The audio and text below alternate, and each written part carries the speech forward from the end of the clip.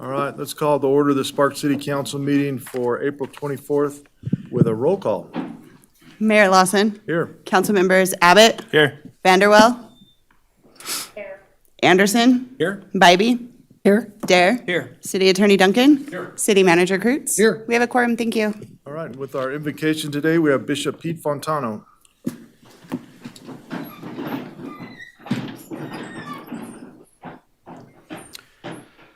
Our dear Father in heaven, we are grateful this day for the beautiful sunshine that we are enjoying. We're grateful for this wonderful community and this wonderful part of the country that we are blessed to live in. We're grateful for this city council, for their commitment and effort to serve our community, and for the sacrifices that they and their family make on behalf of our citizenry. We pray that that would bless them and strengthen them. We pray that that would bless them with wisdom and guidance as they make decisions regarding the city of Sparks, and guide them with thy hand that they might uphold the morals and principles that our community was founded upon. We pray for thy spirit to attend this meeting, and we do so in the name of Jesus Christ. Amen. Mr. Dare, will you lead us in the pledge? Sure, please join me. I pledge allegiance to the flag of the United States of America and to the republic for which it stands, one nation, under God, indivisible, with liberty and justice for all. Don't be eyeballing me at it. All right. We'll move on to a public comment. I have Elise Weatherly.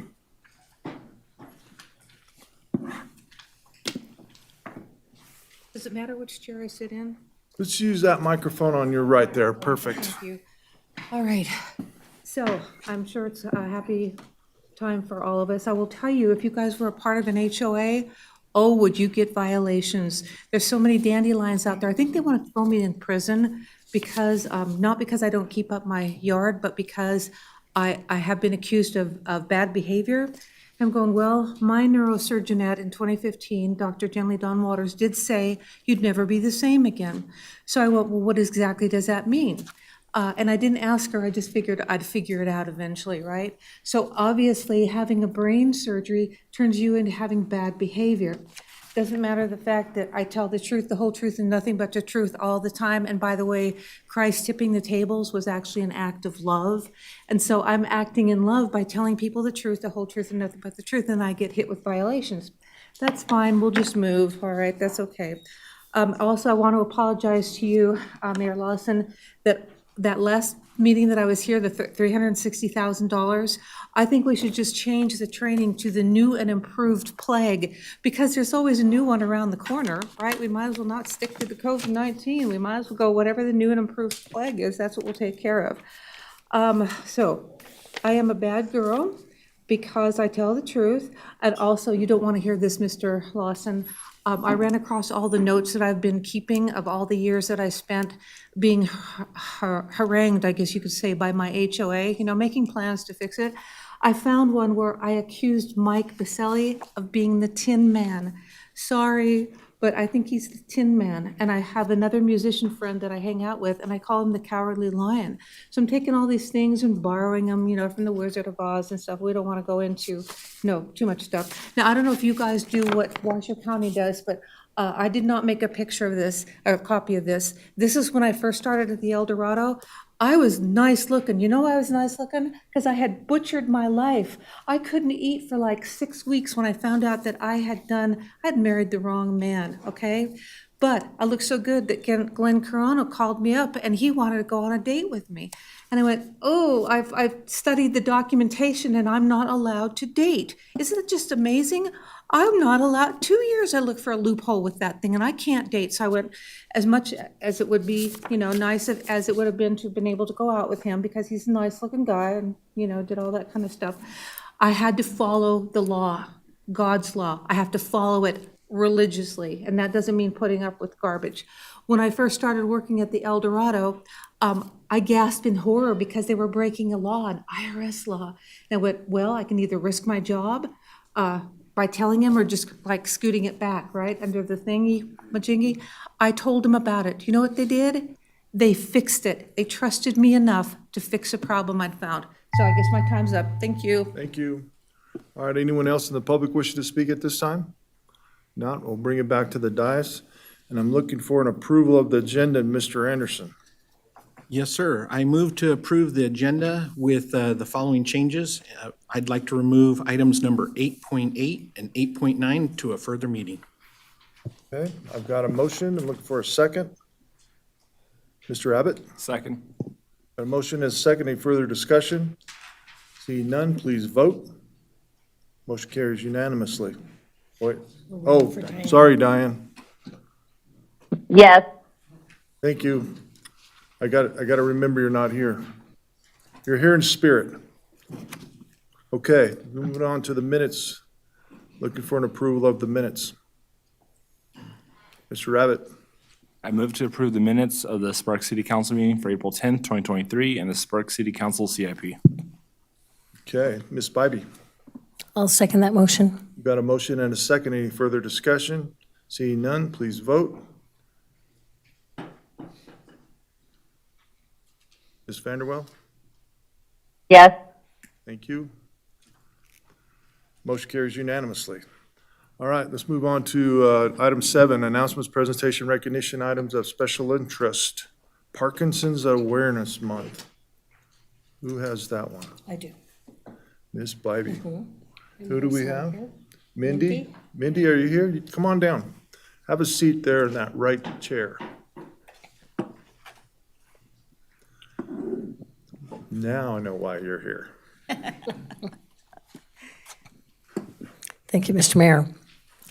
Whereas Parkinson's disease is a chronic, progressive neurological disease and is the second most common neurodegenerative disease in the United States, and whereas Parkinson's disease is estimated to affect approximately 1 million people in the United States and is expected to rise to 1.2 million by 2030, and whereas Parkinson's disease is the 14th leading cause of death in the United States, according to the Centers for Disease Control and Prevention, and whereas research suggests the cause of Parkinson's disease is a combination of genetic and environmental factors, but the exact cause and progression of the disease are still unknown, and whereas there is no objective test or biomarker for Parkinson's disease, and there is no cure or drug to slow or halt the progression of the disease, and whereas the symptoms of Parkinson's disease vary from person to person and can include tremors, slowness of movement, rigidity, difficulty with balance, swallowing, chewing, and speaking, cognitive impairment and dementia, mood disorders, and a variety of other non-motor symptoms. And whereas increased research, education, and community support services, such as those provided by the Parkinson's Support Center of Northern Nevada, Parkinson's Foundation, and other organizations are needed to find more effective treatments and to provide access to quality care to those living with Parkinson's disease today. Now, therefore, on behalf of Ed Lawson, Mayor of the City of Sparks, we hereby proclaim April as Parkinson's Disease Awareness Month.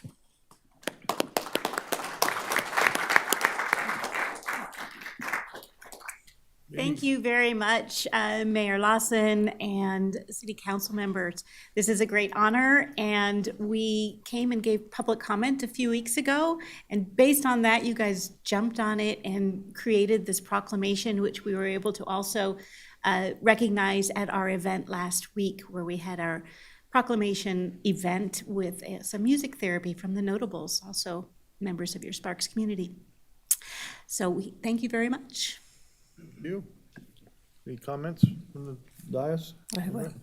Obviously, we appreciate your organization and everything nationwide that's being done. I mean, there's so many diseases that we still don't know enough about, that we really need to find better treatments, causes, and it affects so many people. And obviously here in the city of Sparks, with our own former Mayor Martini, it just hits home for us. But I think for a lot of people, there's probably more people that this affects personally than we realize, and continue doing the work that you're doing. We appreciate it. Absolutely. And we have several members of our organization here in the audience too. You have Brad Woodring, is he on your board? He is, yes. Now I know why he's out and about. That's I've known right. Brad for several decades, and he's been a good friend.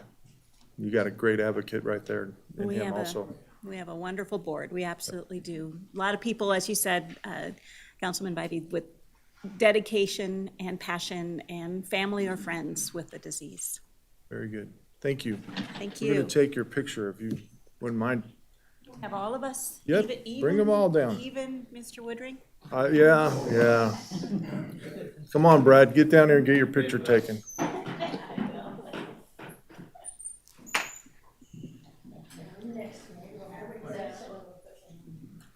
These slanted floors are not easy to negotiate, are they? Steep hill there. I know. You gotta stand in line. We get sued every day.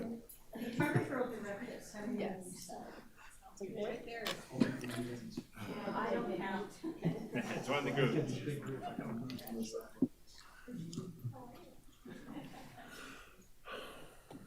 Back when I was younger, I could lean. Now my old back, I can't do that lean no more. Old. He said he's old. Thank you, guys. Remember when? Okay, let's move on to Arbor Day. Mr. Abbott. On my way.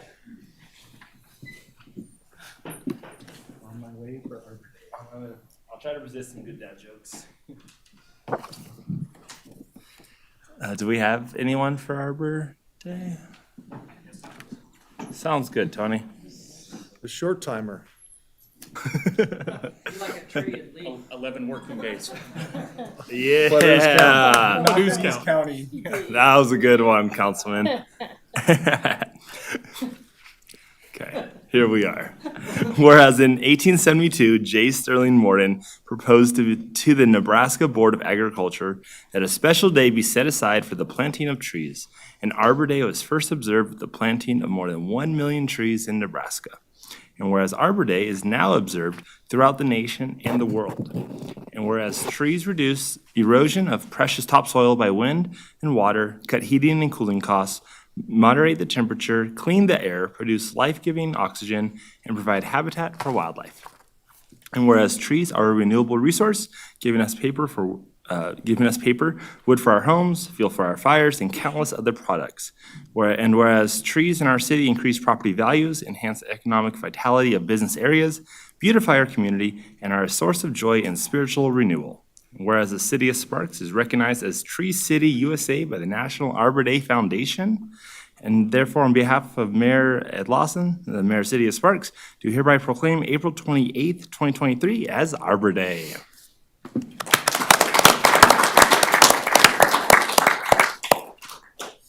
Mr. Mayor, council members, Tony Pele, Parks and Rec Director. On behalf of Brandon Miles and Jesse Hahn, they're the ones that are the key members of our staff that put this together every year. We've been doing it for years, as far back as I can remember, and it's a great thing for our city to be recognized as a Tree City USA. And I believe we have an event, 10 a.m. for Arbor Day at Sepulveda On Friday. on Friday. Yep. Yes. Okay. And I'll only entertain some good dad jokes for tree jokes now. Okay, Nothing? Come on. nothing. We're sparing the audience your dad jokes. What's a tree's least favorite month? September.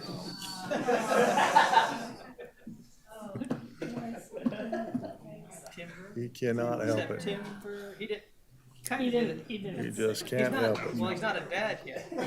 That's a sad part.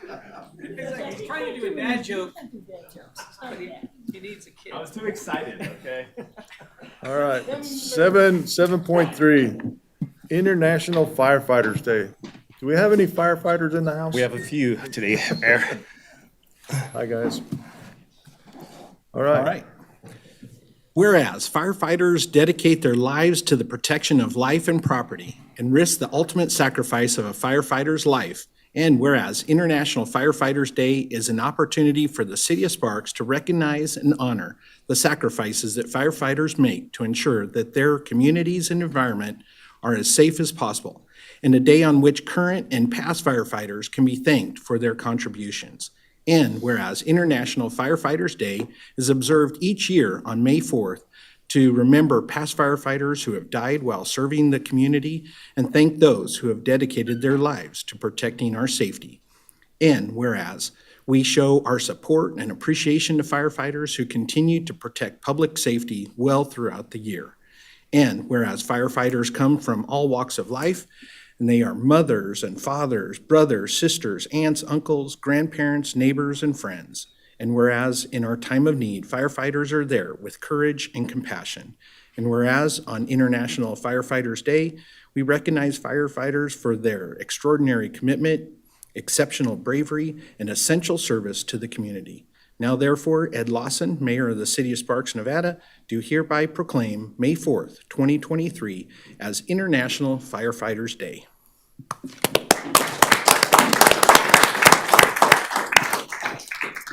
Good afternoon, Mayor Lawson, members of the City Council. For the record, Jim Kindness, your Division Chief of Operations and the current Acting Fire Chief. On behalf of the men and women of the Sparks Fire Department who are dedicated to serving the citizens and visitors of Sparks, I would like to thank you for this proclamation today. This proclamation is international, and I believe you have some of the best firefighters in the world right here working at the Sparks Fire Department, serving our community with courage, compassion, and loyalty. As noted by the mayor, I have several of them that were able to join me today, right behind me. A little history on the International Firefighters Day. It came about after a tragic incident that took the lives of 5 firefighters in Australia that were battling a wildland fire in 1998. As you know, firefighting is a dangerous profession, and firefighters lose their lives every year. In the U.S. alone, 102 firefighters lost their lives in 2020 in the line of duty. And this year, there's already been 24 firefighters that have lost their lives this year in the line of duty. Even with the dangers, those of us that choose this profession understand the risks and love serving our communities and making a difference in people's lives. A little more history. The date of May 4th for firefighters, International Firefighters Day, was chosen for International Firefighters Day because it is St. Florian's Day, who is said to be one of the first commanding firefighters of a Roman battalion to the 3rd century, credited with saving many lives, and is recognized as the patron saint of firefighters. I'm honored and proud of being a member of the Sparks Fire Department, and I thank you again for recognizing and honoring our men and women in the fire service. Thanks, Chief.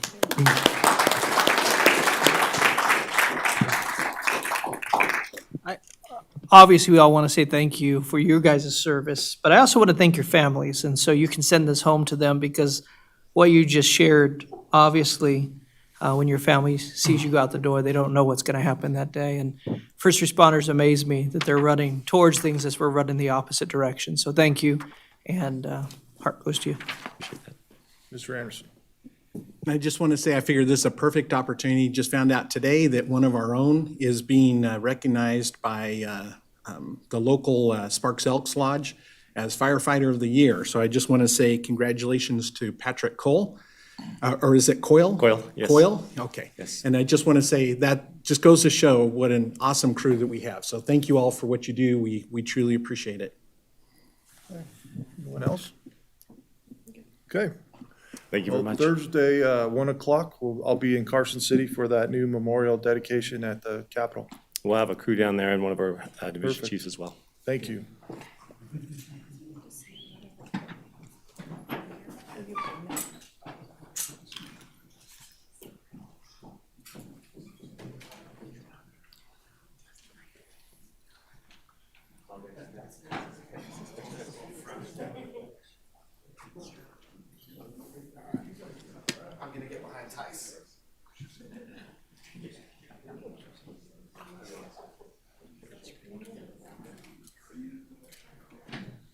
Paul, you're not the tall guy right now. In the hole.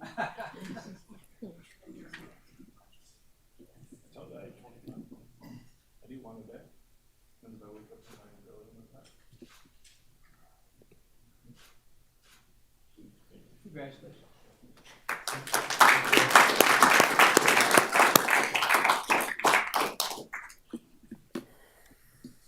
Okay. Let's move on to consent items. Remember, we removed 8.8 and 8.9. So I'm looking for a motion. Mr. Dare, Yes, I move to approve the consent items 8.1 through 8.7 as submitted. Ms. Bybee. I'll second that motion. Got a motion and a second. Any further discussion? Seeing none, please vote. Ms. Vanderwell? Yes. Motion carries unanimously. All right, let's move on to general business, 9.1. Consideration, discussion, and possible approval of the mayor's appointment to the Sparks Planning Commission from the following pool of applicants listed in alphabetical order: Scott Carey, Chance Grunmeyer, Kenneth Peak, Ricky Rodriguez Elkins, Steven Sperber, T. Tran, and William Vernon. Mr. Manager. Good afternoon, Mayor Lawson, members of the council. For the record, Neil Kreutzer, City Manager, here today with an item where the mayor is appointing 2 members to vacancies on our planning commission. He has made a couple of choices that he will announce and asks for your ratification. So the ones I picked was Ricky Rodriguez Elkins and Steven Sperber. I see Ricky's here. So I'm looking for a motion. Mr. Anderson. I move to appoint Steven Sperber with a term ending December 31st, 2023, and Ricky Rodriguez Elkins with a term ending December 31st, 2025, to the Sparks Planning Commission. And Mr. Abbott. Second. We've got a motion and a second. Any further discussion? Seeing none, please vote. Ms. Vanderwell? Yes. Motion carries unanimously. Thank you. Ricky, do you want to come up and say anything? Come on. Come on.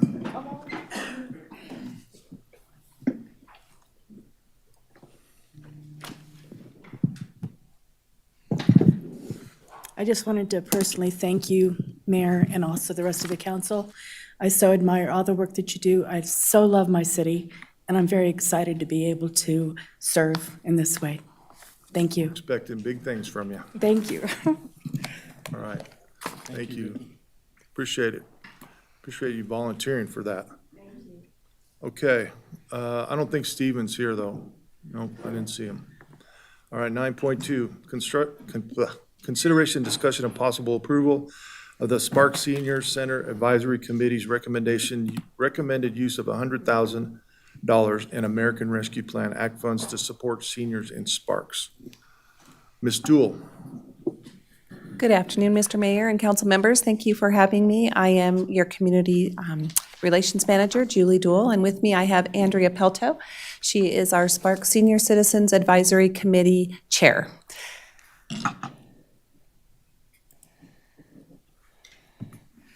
In September, council directed staff to seek input from the SSCAC on how best to use $100,000 of ARPA funding allocated to help seniors in our community. In November of 2022, the SSCAC identified specific service areas. Those were rental assistance, transportation services, technical education, improved communications, and housing repair. With the committee's input, staff sought proposals through an informal process, and the city received 8 proposals. Those proposals are on your screen: rental assistance requests, transportation service requests, technical education programs, and improved communications.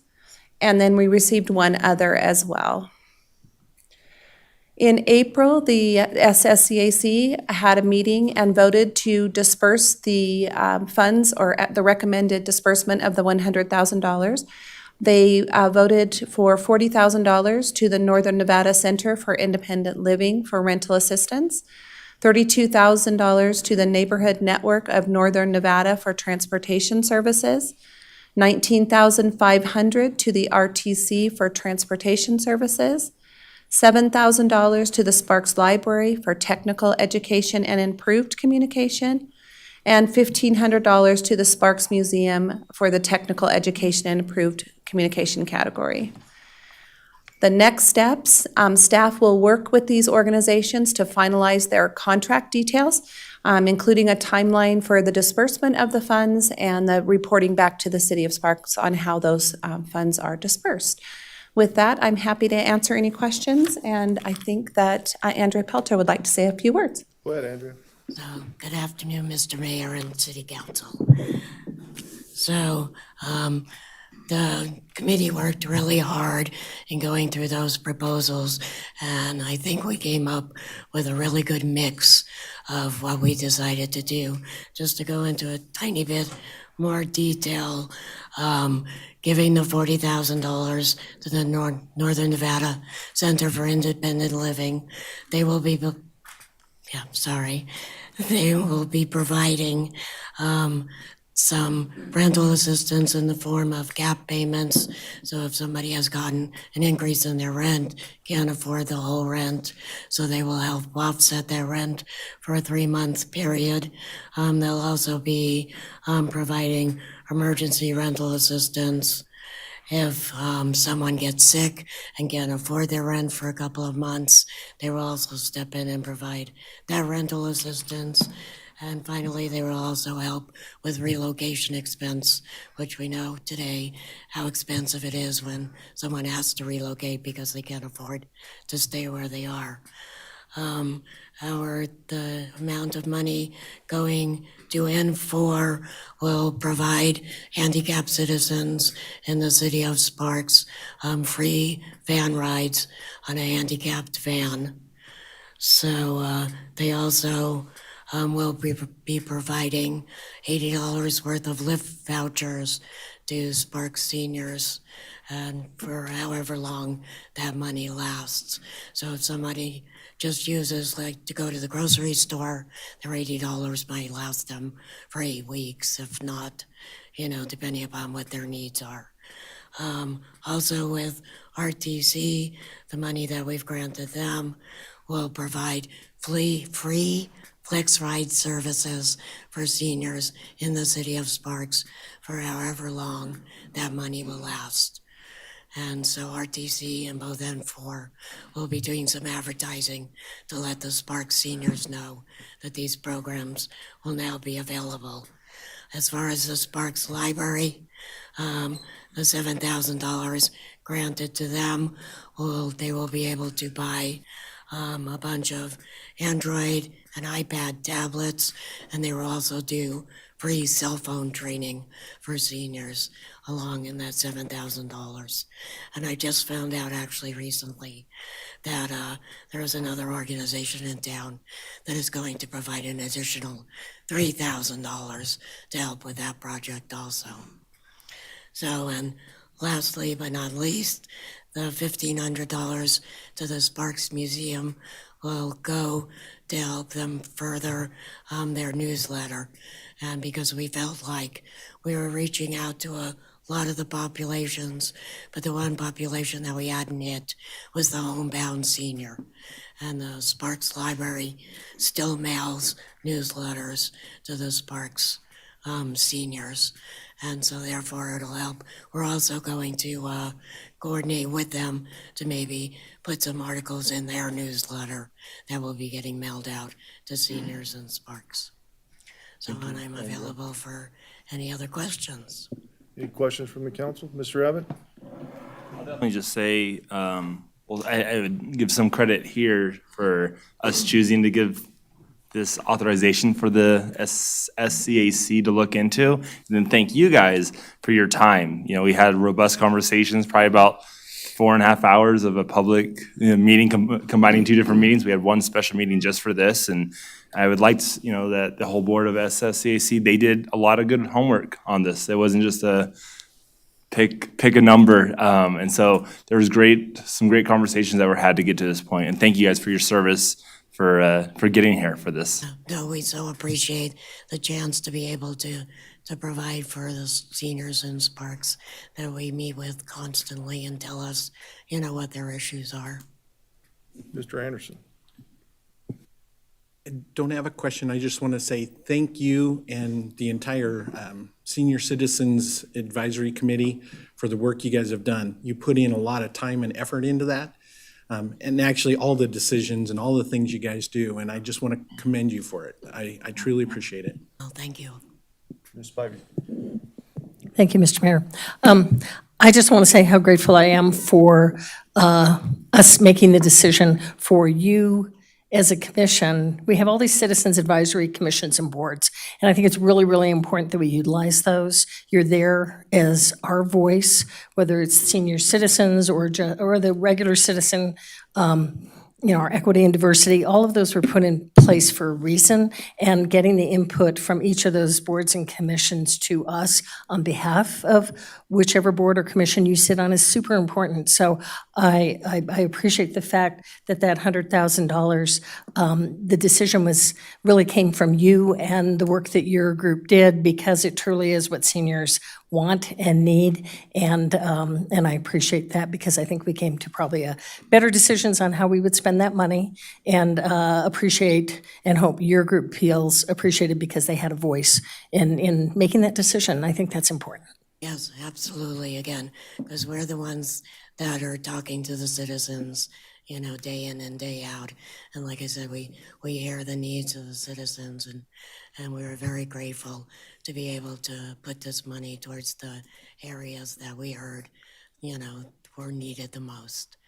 And I'll just point out that we really did, it's hard to, come up with amounts and businesses, and none of these were actually even unanimous decisions.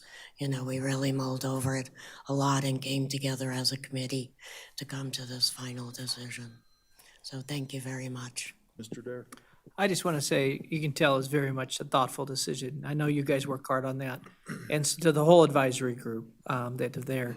And obviously, our seniors, things get locked in place, and we see prices rise and all of those things. We wish there was a way that we could make that 10 times the amount in a sense, and making sure we take care of needs. But every little bit matters, and every step we take matters. And just know in Sparks, we'll do what we can. So we're standing with you. It's greatly appreciated. Mr. Abbott? I just want to make a comment before we vote. I want to let everyone know that in full transparency that I sit on the Sparks Museum board. I spoke to council. I intend to vote on this matter, as I didn't advocate for any of the money to go to the museum. And then also my position on the board is not paid, and I don't receive any financial benefit from serving on the board. So it sounds like $100,000 sounds like a lot of money until you try and divide it up to do the most good. Absolutely. And I don't envy you guys a big that process. lesson from this. But Yes. thank you for all your hard work on that. So All right, thank with that, you. do we have any more comments from the council? Ms. Vanderwill, do you have anything? Thank you. Okay, I didn't hear her, but said nothing. So thank you. Okay. All right, with that then, I am looking for a motion. Mr. Abbott? I move to approve the Sparks Senior Citizens Advisory Committee recommended use of the $100,000 of American Rescue Plan Act funds to support seniors in Sparks. Mr. Dare? Second. Got a motion and a second. Any further discussion? Seeing none, please vote. Ms. Vanderwell? Yes. Motion carries unanimously. Thank you very much, Andrea. All right, 9.3, consideration, discussion of possible approval of fiscal year 2023-24 budget recommendations and fiscal items, including 1, the city manager's recommendations for the City of Sparks final budget, and 2, the proposed 5-year capital improvement plan. Mr. Cronk. Good afternoon, Mr. Mayor, members of the council. I am Jeff Cronk, your Chief Financial Officer for the record. And let me just get set up here real quick. I am here to present the city manager's fiscal 24 final budget recommendations. I think before I start my presentation, I believe the city manager wanted to say a couple comments. Thank you, Jeff. I am incredibly proud of all of the work that has gone into putting together the documentation that's in front of the mayor and council today for your consideration. It is work that started in earnest across every department in the city last October. And there are thousands of person hours of work that have gone into preparing a set of documents that carry the city forward, that acknowledge the fiscal conditions that we're struggling with and the inflation in the economy. And I am, as I've said, very proud of what's in front of you today, and proud to work with everybody that contributed to get us here today. Thank you. Okay, with that, I just want to, again, just briefly throw up our key dates of our calendar, of our budget calendar. There's a lot of key dates in there. As a reminder, we're coming off of our budget workshop that we held in February, and think of today's meeting as kind of an extension of that. I guess before I started what this is, I wanted to say what this is not. What we're not asking for is an approval of the final budget today. We are seeking your approval really for two items. The first being the fiscal '24 final budget recommendations. And from that guidance and direction, we'll build the final budget and bring it back to you, as you see on the calendar on May 22nd, for the approval of the final budget. So, and as a reminder, what we're looking for you today is for two specific items: approval or alternate direction of the final budget recommendations, and then the second one being the approval of the 5-year capital improvement plan. Okay, with that, just a reminder, again, we talked a lot about this during the budget workshop, but it bears repeating that we have a very much a fiscal policy-driven budget process, and where these recommendations land for these various policies. On the 6 different fiscal policies that we have, the first one, these recommendations include that the general fund ending fund balance would equal 15.6% of expenditures, so that's well north of the 8.3% of expenditures. That is your formal policy. Fiscal policy number 2 is including a contingency budget. $1 million was included in these recommendations.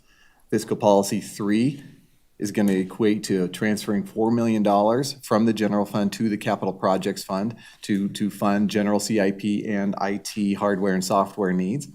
Fiscal policy 4, committing $250,000 of business license revenue to the stabilization fund, otherwise known as our rainy day fund.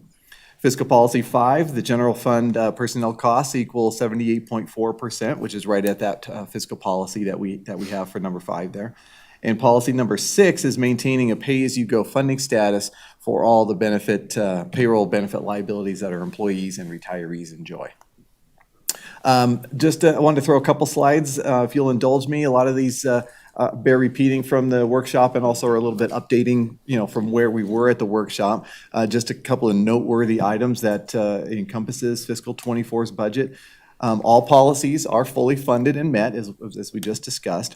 The structural deficit that I introduced you to, that concept at the budget workshop of $13.3 million, and I'll talk a little bit more about that here in a few minutes, but that's been reduced to $8.4 million. And again, just to set our expectations that we're still expecting that to be bridged. It'll take us 2 to 3 fiscal years to bridge that fiscal gap completely, honestly, depending on how revenues play out. Our unspent and uncommitted ARPA federal grant dollars were put back into the general fund or added into the general fund with these recommendations in lieu of using that cash to fund the development of Fire Station number 6. So as we're seeking to pursue financing for that, we put the rest of those funds back into the general fund, and that's where they landed for the recommendations. PERS contribution rates, you recall we talked about this a lot in depth during the February workshop.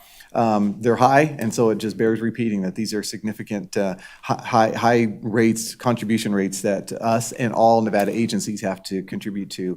Starting in fiscal '24, these will sit and stay in place for 2 consecutive fiscal years as they're set by the legislature for their biennium budget. The health insurance fund premiums, this is a little different from what we presented to you in February. We're expecting a 9% increase. If you recall, we had an initial estimate. Admittedly, at that time, it was an estimate. We didn't have all the data available to us for the health insurance fund costs and trend usage and such. So we had a placeholder of 5%, and we're needing to increase that now that we have that data available to us. We're needing to increase that premium recommendation as an increase by 9%, so moving from 5% to 9%. Unfortunately, that doesn't tell the whole story, though. The cost data and the trend analysis that we did get from our brokers and again subsequent to the workshop that we had is actually showing an increase of 17%. So significant cost increases that we're facing. But we'd like to approach this similar in a similar way that we're doing with the general fund, in that the general fund has ending fund balance, and we're facing a structural deficit, and we're looking to fix that structural deficit over the period of a couple of years. Same concept applies here. year with the health insurance fund. We're fortunate enough that in the last really 3, 4, 5 fiscal years, we've built up a decent fund balance, both from increasing our contributions and frankly, we've had good usage, good results as far as the cost data in that plan. So that's increased our health insurance fund balance to a relatively good financial health position so that we're able to use that fund balance and not take the full 17% increase in one fiscal year and try to, spread out that pain, so to speak.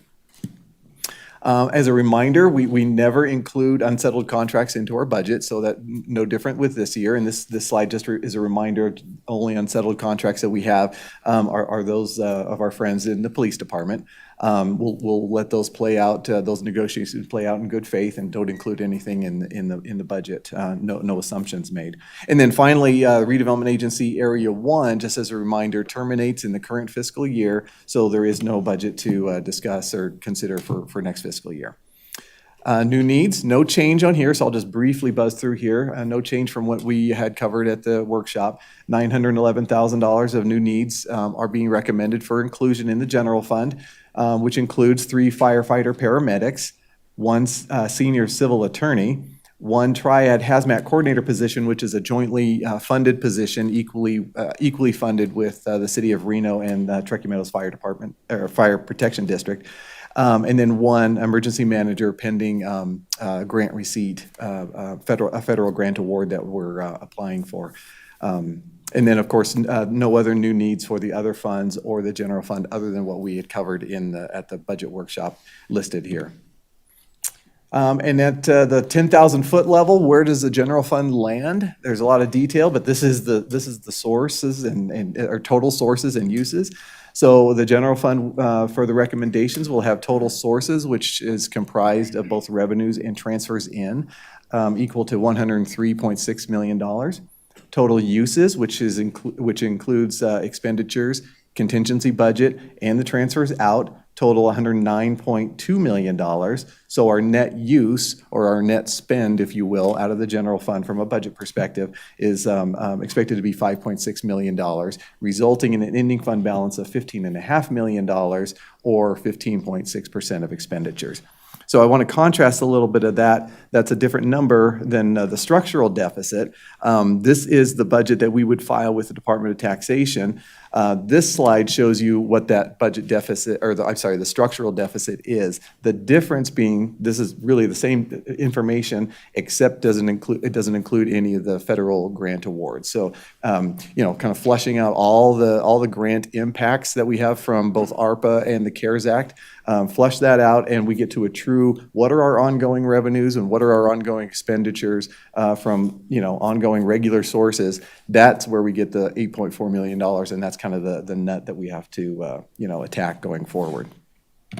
How did we get from there to here, though? So I always like to throw in what I call a cause of change or causes of change. Again, we presented a $13.3 million structural deficit to you in February, and now we're looking at 8.4. Well, how did we get there? So this slide is really designed to just kind of detail, how we got from point A to point B, so to speak. So the top 3 are actions that we took to reduce. So think of this as part of the story of this is probably a 3-step forward, 1 step back kind of concept. So excuse me. The top 3 items there are actions that we did to try to reduce that structural deficit, so reducing our expenditures. Namely, the first one being vacancy savings of $2.5 million is what we put into the budget, and we're going to try to accomplish that this year by strategically freezing certain non-sworn positions, again, to the tune of $2.5 million, and we'll actively manage that this year. The second item is a $2.8 million reduction to our discretionary services and supplies.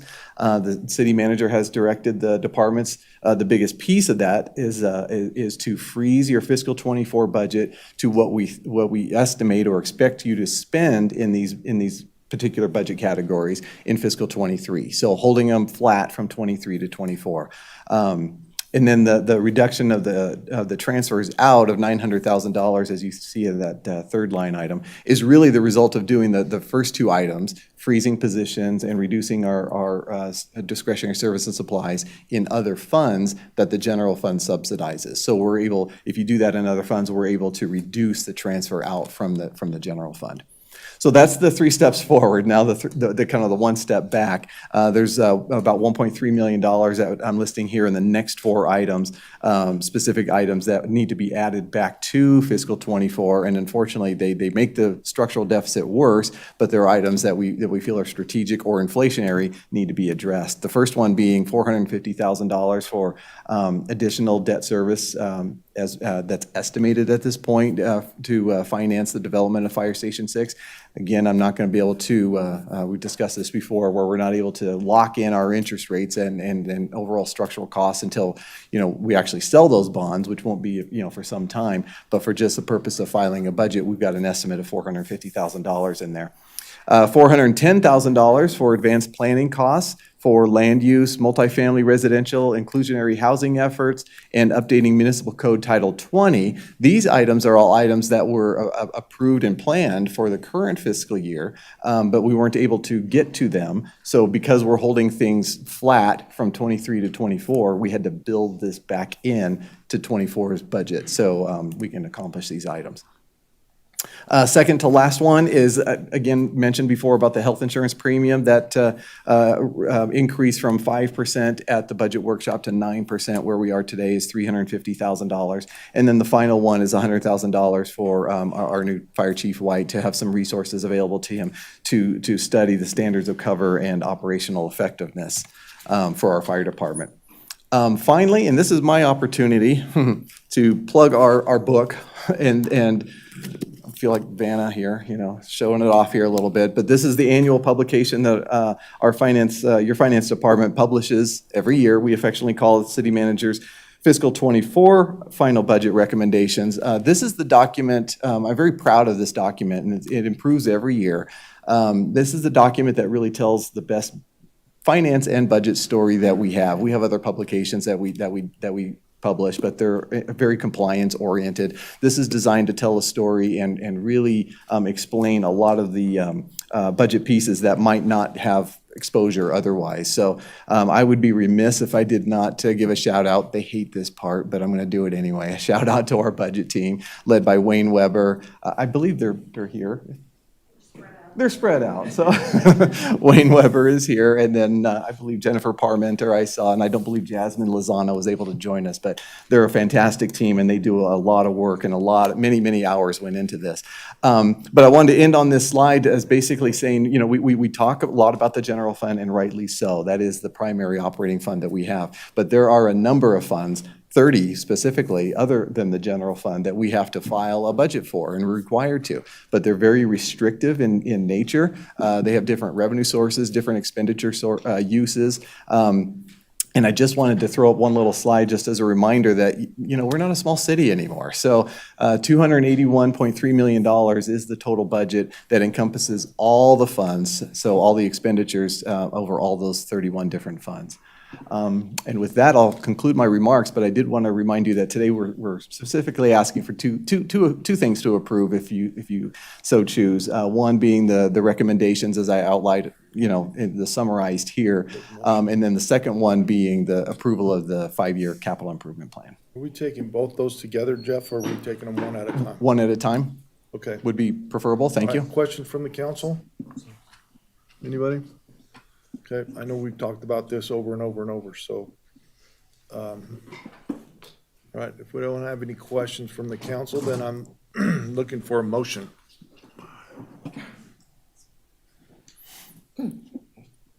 Mr. Dare. I move to approve the city manager's final budget recommendations for fiscal year 2023 to 2024. Mr. Abbott. Second. Got a motion and a second. Any further discussion? Seeing none, please vote. Ms. Vanderwell? Yes. Motion carries unanimously. Okay, let's move on to Thank you. motion number 2. Want me to do the second? If you want to do the second one. Sure. Well, I got, I move to approve the proposed 5-year capital improvement plan for fiscal year 2023 to 2024 through fiscal year 2027 to 2028. I've got a motion. Computer's trying to catch up here. I need a second. Mr. Abbott? Second. Motion and a second. Any further discussion? Seeing none, please vote. Ms. Vanderwell? Yes. And motion carries unanimously. Thank you. Thanks, Jeff. Thank you. Okay. 9.4, consideration, discussion, and possible approval of resolution number 3423, a resolution of intent proposing the issue of and authorizing the publication of notices relating to general obligation limited tax fire station bonds additionally secured by pledged revenues in an aggregate principal amount not to exceed $15 million for the purpose of financing fire protection and/or building projects. Did you write that for me? I appreciate it. Thanks, We Jeff. love our lawyers. All right. Good afternoon, Mayor Lawson and members of the City Council. I am Jeff Kronk, your Chief Financial Officer. So, as you well stated, we're in the process of selling 15 million up to bonds up to not to exceed $15 million to finance the development of Fire Station Number 6. I throw a calendar up again in front of you as a reminder of the various steps that are involved in this process. It's a very compliance-driven type process when we're looking to issue general obligation bonds that are secured by additional pledge of revenues. This is the process that's outlined in NRS to follow. So if you recall what we did in late March 27th, you had approved what's called a resolution of notice, which essentially puts the Debt Management Commission on notice of what our intent is. Subsequent to that approval, we met with the Debt Management Commission and received their approval to move forward in this process, which brings us to where we are today, seeking your approval of what's called a resolution of intent. The difference between a resolution of intent and a resolution of notice that you approved before is that this resolution of intent is essentially putting the public on notice of what our intent to do is to approve these bonds and seek to sell these bonds. Following should you approve today's resolution, we will publish in the Reno Gazette Journal this coming Friday what's called the Notice of Intent, as well as our first publication for a public hearing, which I'll talk about here in a second. But the Notice of Intent, once that starts being published, kicks off a 90-day petition period that allows the public, the registered voters within Sparks, to stop this process should they choose to do so by getting enough signatures and present those signatures to you sometime during or by the end of this petition period. That is the process that's allowed by law rather than going to a vote of the people, so to speak.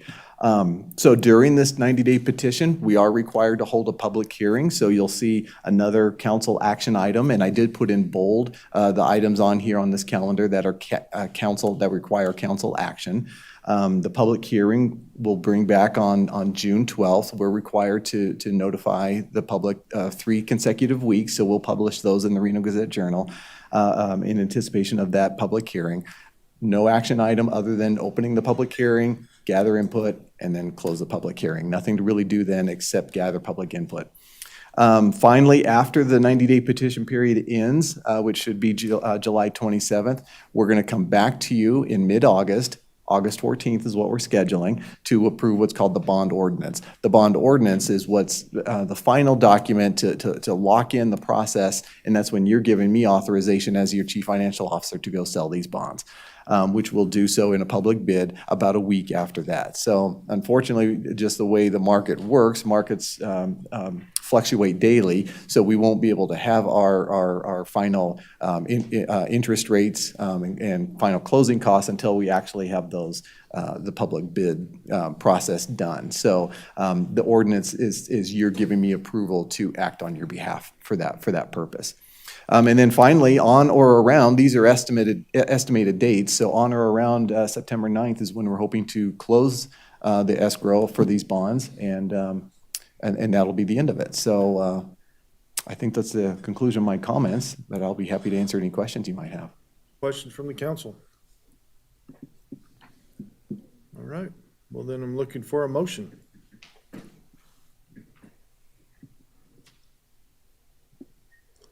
Anybody? Good. Mr. Anderson. I move to approve resolution number 3423, a resolution of intent proposing the issuance of and authorizing the publication of notices relating to general obligation limited tax fire station bonds additionally secured by pledged revenues in an aggregate principal amount not to exceed $15 million for the purpose of financing fire protection and/or building projects. Ms. Bybee. I'll second that motion. Got a motion and a second. Any further discussion?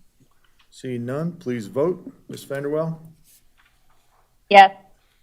Motion carries unanimously. Thank you very much. Thanks, Jeff.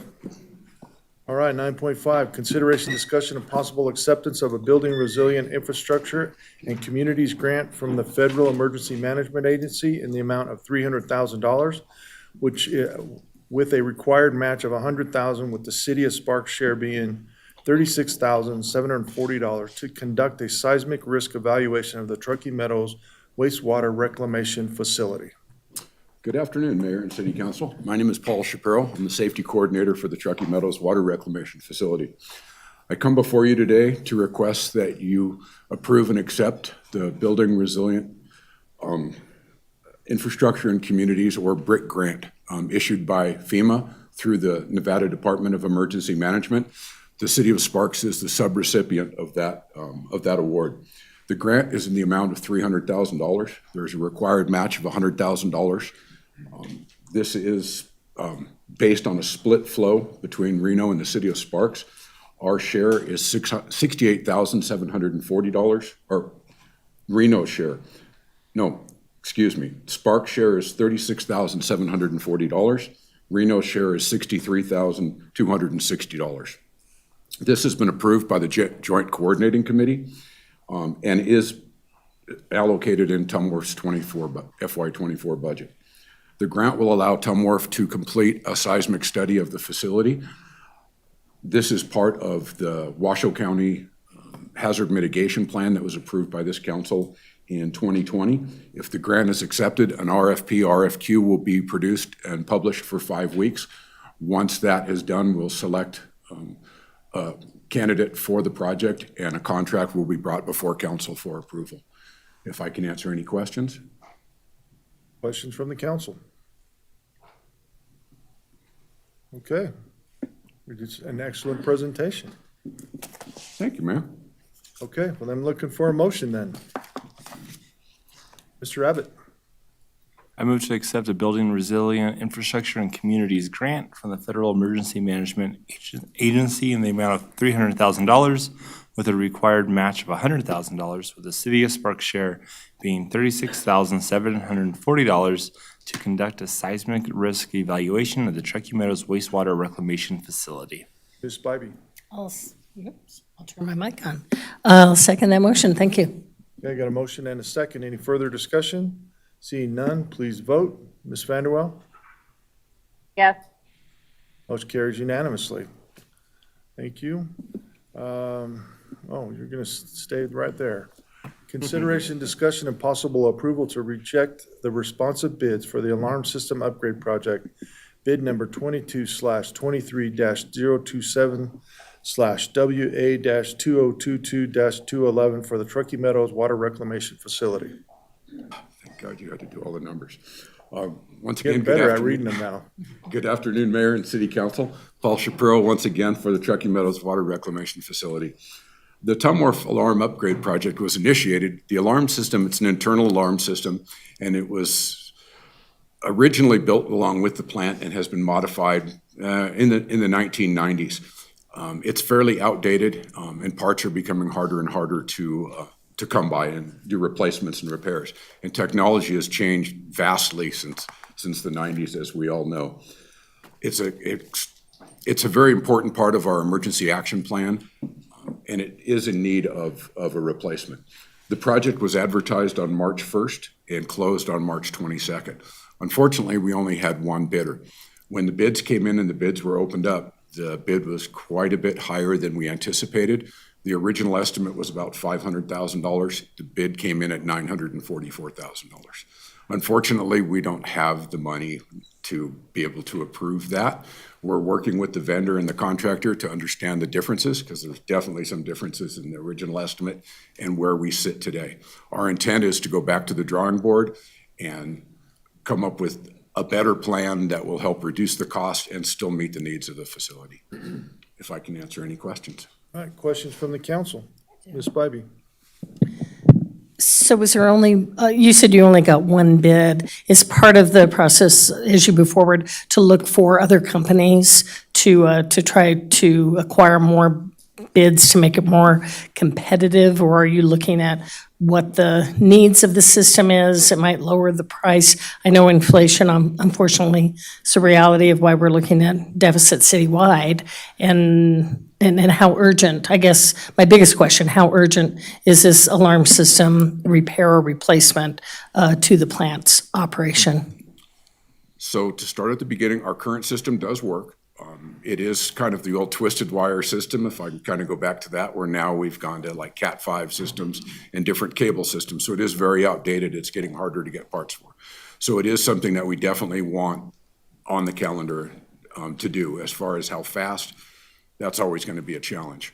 Unfortunately, we can't control how many people bid on a job, so that makes it very tough. And in our environment today, there's so much work out there that it's difficult. We're going to go back and look at it and see if we can design it different, if there's different things that we can do to help reduce that cost and cover the needs of the facility, yet still remain within that budget. It's just going to be a little bit more of a challenge, but I think we can rise to it. Okay, anyone else? All right, I'm looking for a motion then. Ms. Spivey?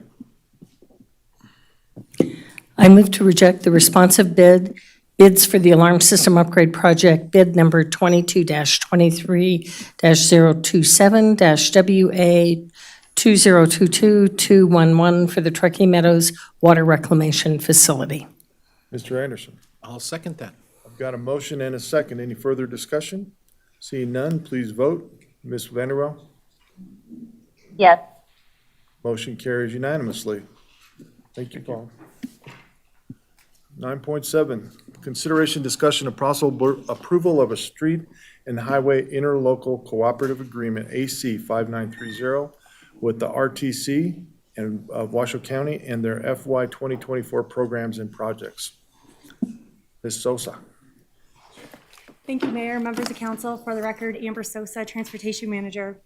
This item for your consideration is a street and highway interlocal cooperative agreement between the city and the Regional Transportation Commission for their fiscal year 24 programs and projects. This agreement allows the City of Sparks and RTC staff to work together on regional roads within the city, and this is an annual agreement that comes before you every year. So this flow chart represents the transportation planning and implementation process that the RTC uses. These programs and these projects start on the first green circle there in their RTP, their Regional Transportation Plan, which is that 20-year outlook for these types of projects and programs. From there, they're further defined into the RTIP, also called the RTIP, the Regional Transportation Improvement Program. And from there, we land where we're at today, which is those immediate projects that are programmed in the next fiscal year through these interlocal cooperative agreements. RTC is working with both Reno and Sparks on similar agreements. And again, this is that authorization for those projects. The project authorization is governed through NRS 373, and this has been approved by the RTC board with criteria outlined per that statute.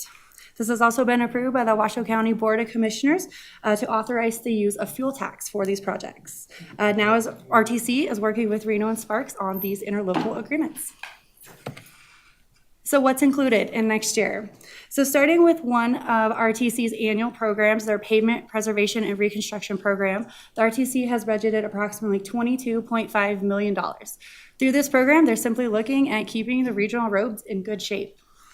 The RTC staff works with RTC through a group, the Pavement Preservation Group, to select these types of projects. This entire funding is region-wide, so those are projects in Reno, Sparks, and Washoe County. A couple upcoming projects that are important to the City of Sparks include the 4th Street Rehabilitation Project with limits from Greenberry Drive to Galt Way, the Los Altos Parkway Corrective and Preventative Maintenance Program, and the Stanford Way reconstruction from Gregg Street to Glendale Avenue. Another annual program that the RTC invests in is their Traffic and Intelligent Transportation Systems, the ITS program. And this year, they're budgeting approximately $10 million. These are projects that hit those hot spots at certain intersections, as well as safety projects to help the traffic flow. And again, City of Sparks staff work with RTC staff through a group affectionately called the TOMS, the Traffic Operation and Management Group, to select these type of projects. Upcoming projects for the City of Sparks within this category include one at El Rancho Drive and G Street, which is an intersection project and a safety project. A Sparks Intelligent Corridor project, which is looking at virtual tools to help congestion and traffic flow, as well as two fiber projects, Vista Boulevard at Prater and North McCarran and Pyramid Fiber to help traffic infrastructure better communicate.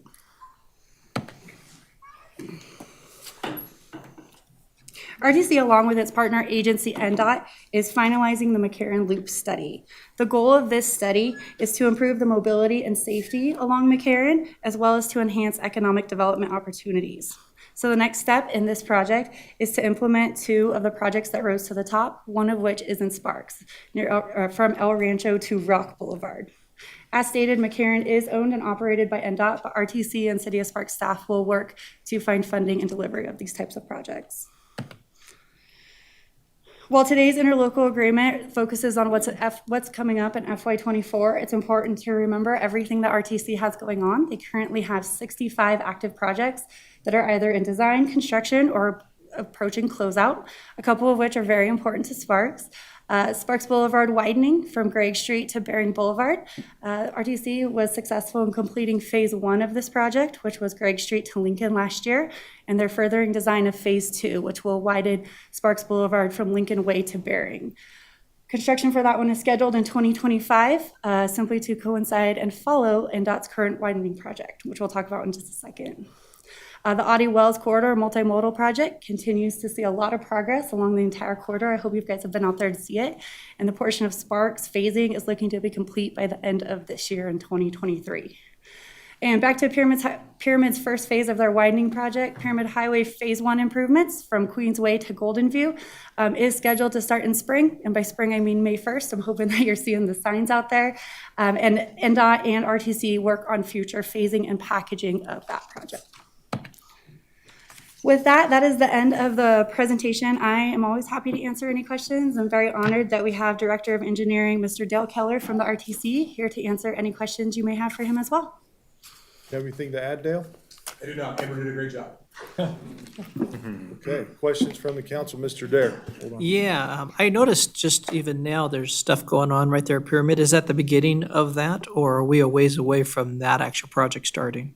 Nope, that actual project is set to start May 1st. That's what I thought, okay. What you're seeing out there already was a utility project that came right before it to start relocating some of the underground utilities. So there's signs out there, there's boards warning travelers of upcoming lane closures, but yes, they are starting May 1st on that project. I just want to say aloud to all our million people who are listening is that you want to pay attention to what's happening over there. The lanes they've promised will stay open. You're always going to have access going through to the best of their ability, but that's going to be an interesting section for a little while.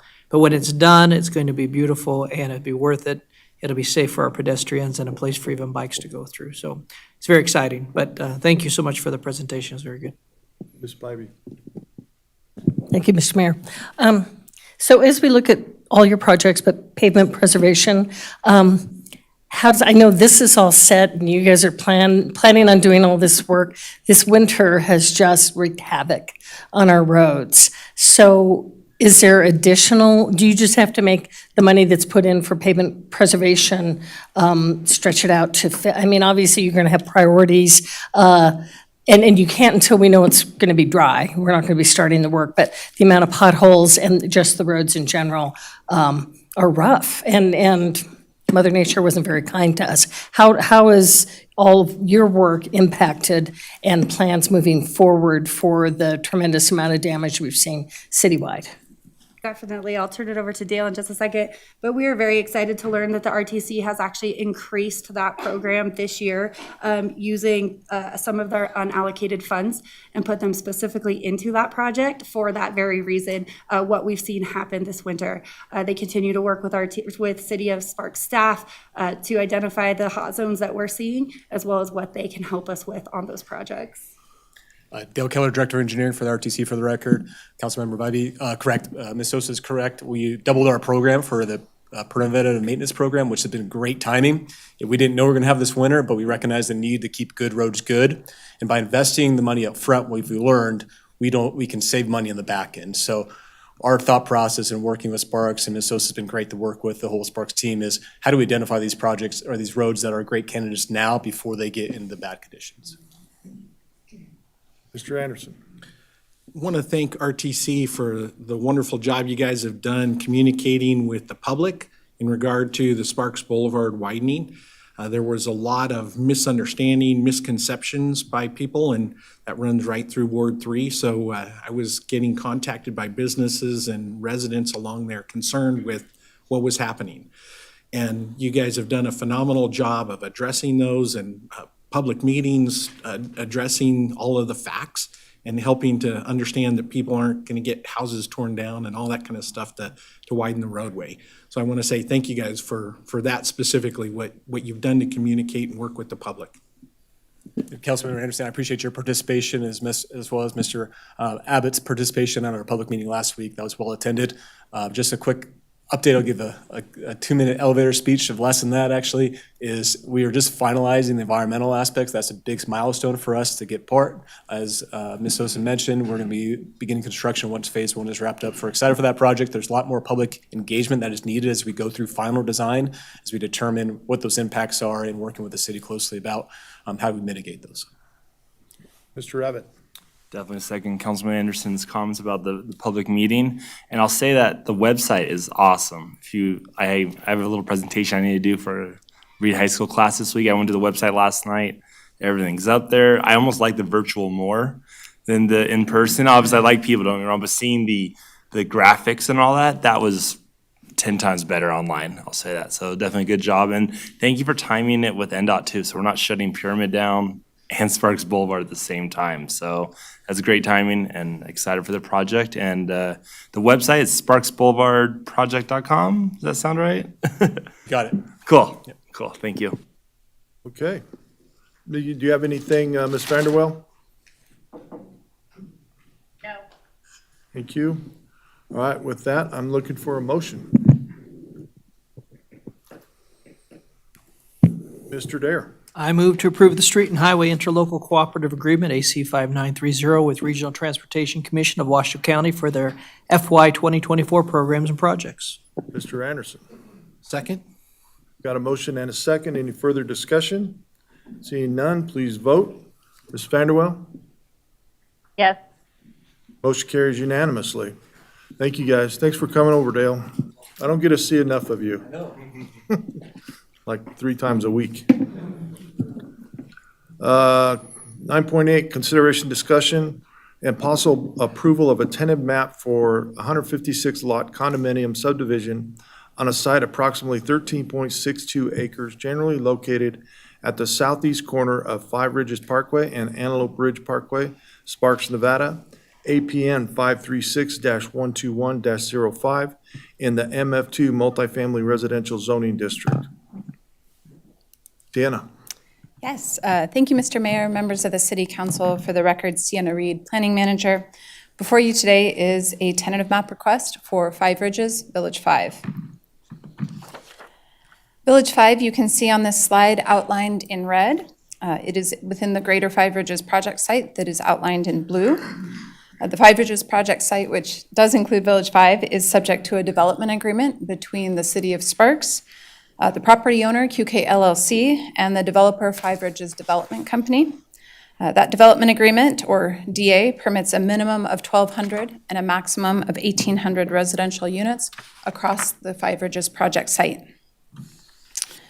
To date, 5 residential subdivisions within Five Ridges have received tentative approval, adding up lots across Villages 1A, 1B, 2, 3, 4, 6, 7, 8, 9, and 10.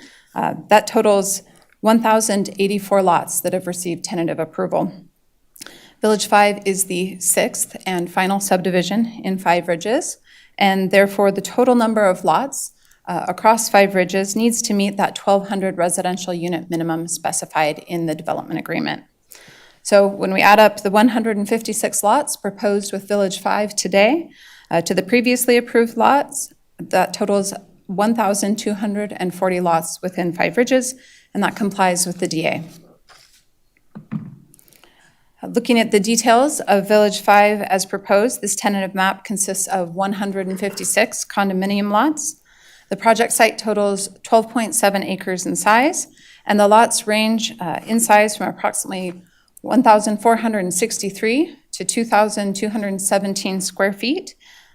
They are also arranged to create triplex buildings that are surrounded by 6.6 acres of common area.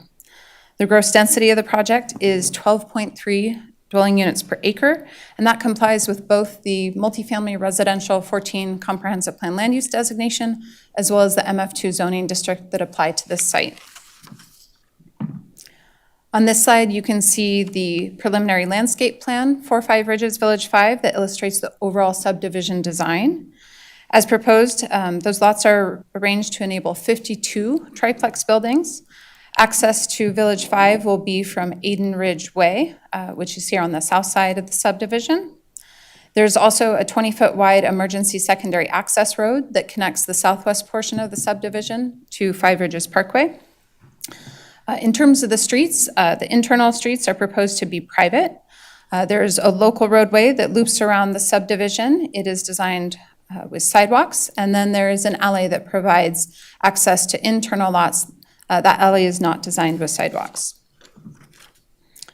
On this slide, you can see the preliminary house design for the triplex buildings. There are 4 architectural styles proposed for one triplex model, and so on this slide, you can see the urban and the prairie styles shown. And on this next slide, you can see the modern and the mountain styles. All right, so that wraps up the overview of the proposed Village 5 subdivision. And so with this slide, we'll go ahead and transition into our 12 required findings that need to be considered this afternoon. For the most part, they're in numerical order, except for a couple of them that relate to streets. So we'll dive into finding T1, which is conformance with the comprehensive plan. As proposed, the tentative map would allow for 156 condominium lots, again, arranged as 52 triplex buildings. Triplexes are commonly referred to as missing middle housing products. Those offer homeownership opportunities at lower price points than traditional detached single-family housing. And so this housing type advances policy H2 related to housing diversity in Sparks. The applicant is proposing those 4 architectural styles that were just shown, and that supports policy CC8 related to neighborhood diversity. Policy C4 requires sidewalks on local roadways, but does not require sidewalks for alleys. And so with the sidewalks proposed on both sides of the private local roadway, compliance with this policy is demonstrated. And city services can be provided at acceptable service levels with the improvements that are outlined in the Five Ridges Development Agreement, complying with policy CF1. Moving on, findings T2 and T7, they each relate to streets. Access to Village 5 is provided from Aiden Ridge Way in compliance with the city's street master plan per finding T2. In regards to finding T7 that focuses on the impacts to public streets, here trip generation for Village 5 is estimated at 1,152 average daily trips, with 55 of those trips in the PM peak hour. Staff did receive an updated trip generation analysis comparing those trips to the master traffic study that was prepared for Five Ridges. And that updated analysis found traffic impacts are less than those documented in the initial master traffic study. However, you're all familiar with the fact that there are street improvements that are needed to serve Five Ridges that are specified in the development agreement. These include widening of Highland Ranch Parkway from Pyramid Way to Five Ridges Parkway, as well as intersection improvements to the intersection of Pyramid Way and Highland Ranch Parkway. In terms of the development agreement, it requires those improvements be installed before 650 certificates of occupancy for dwelling units are issued, or when specific level of service or LOS thresholds are met. To date, no certificates of occupancy have been issued for dwelling units within 5 ridges. And an analysis of the level of service thresholds was not submitted with this tentative map request, and so condition 15 steps in here and requires a traffic analysis evaluating those thresholds be provided prior to recording a final map to determine if the off-site improvements specified in the development agreement will be required with this subdivision. Moving on to finding T3, agencies that regulate environmental impacts did not provide comments. However, all applicable local, county, and state requirements must be met with regards to environmental impacts. Finding T4 focuses on the availability of water to serve the site. Here, the domestic water requirement for Village 5 is estimated at 49.32 acre-feet per year, and municipal water service will be provided by Sun Valley General Improvement District. Finding T5 looks to the availability of utilities to serve the site. That includes sewer and storm drain capacity. Staff estimates that the 156 condominium lots will generate a little over 28,000 gallons of sewage per day that's treated at the Truckee Meadows Water Treatment Facility. The applicant is required to provide evidence that there's adequate sewer capacity to serve the project prior to recording a final map, and a final stormwater and drainage plan for the development must also be approved prior to recording a final map. Finding T6 looks at the availability of schools, police, transportation, and parks. For schools, Village 5 is zoned for Hall Elementary, Shaw Middle, and Spanish Springs High Schools. The Washoe County School District did not provide a comment letter in response to this request.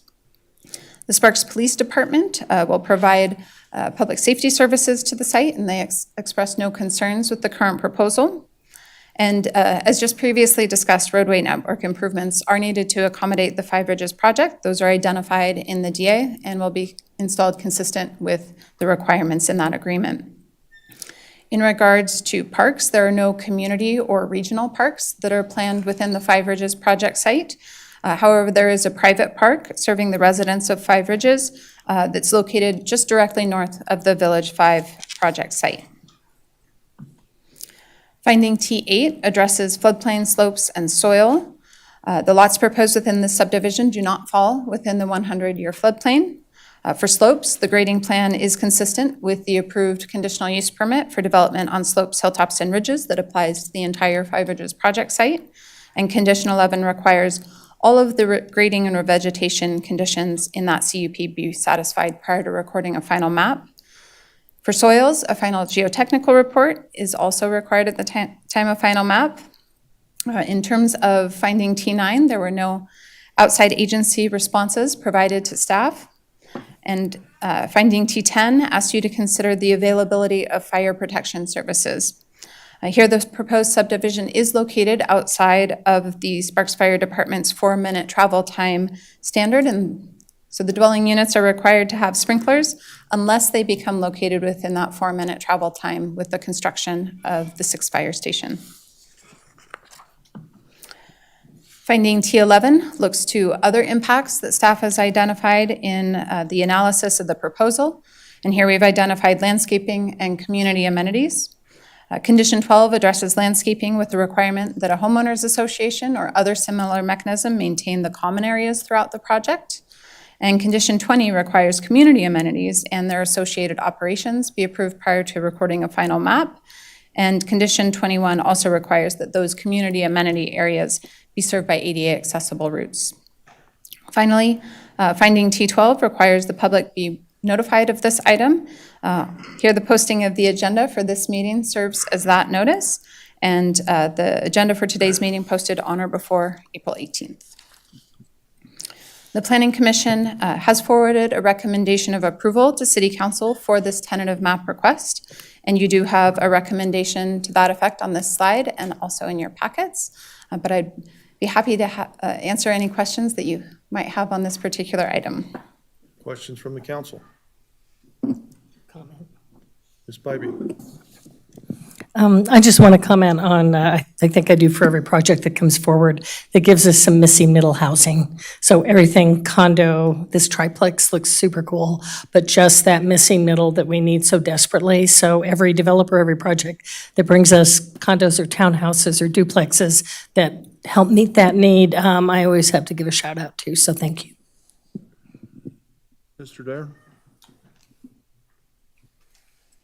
My one question is, what kind of, I know we did that agreement where some of the road improvements in that area can happen.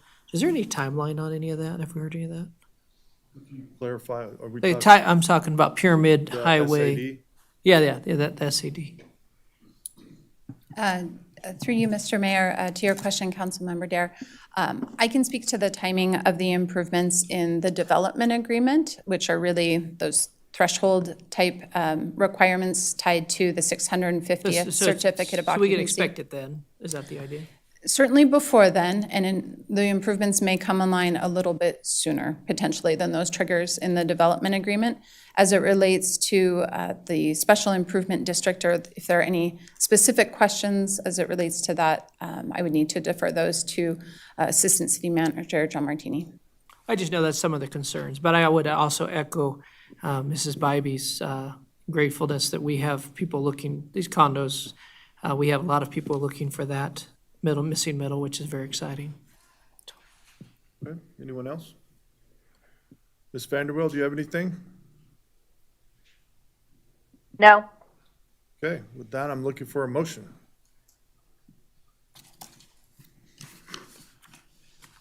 Mr. Dare?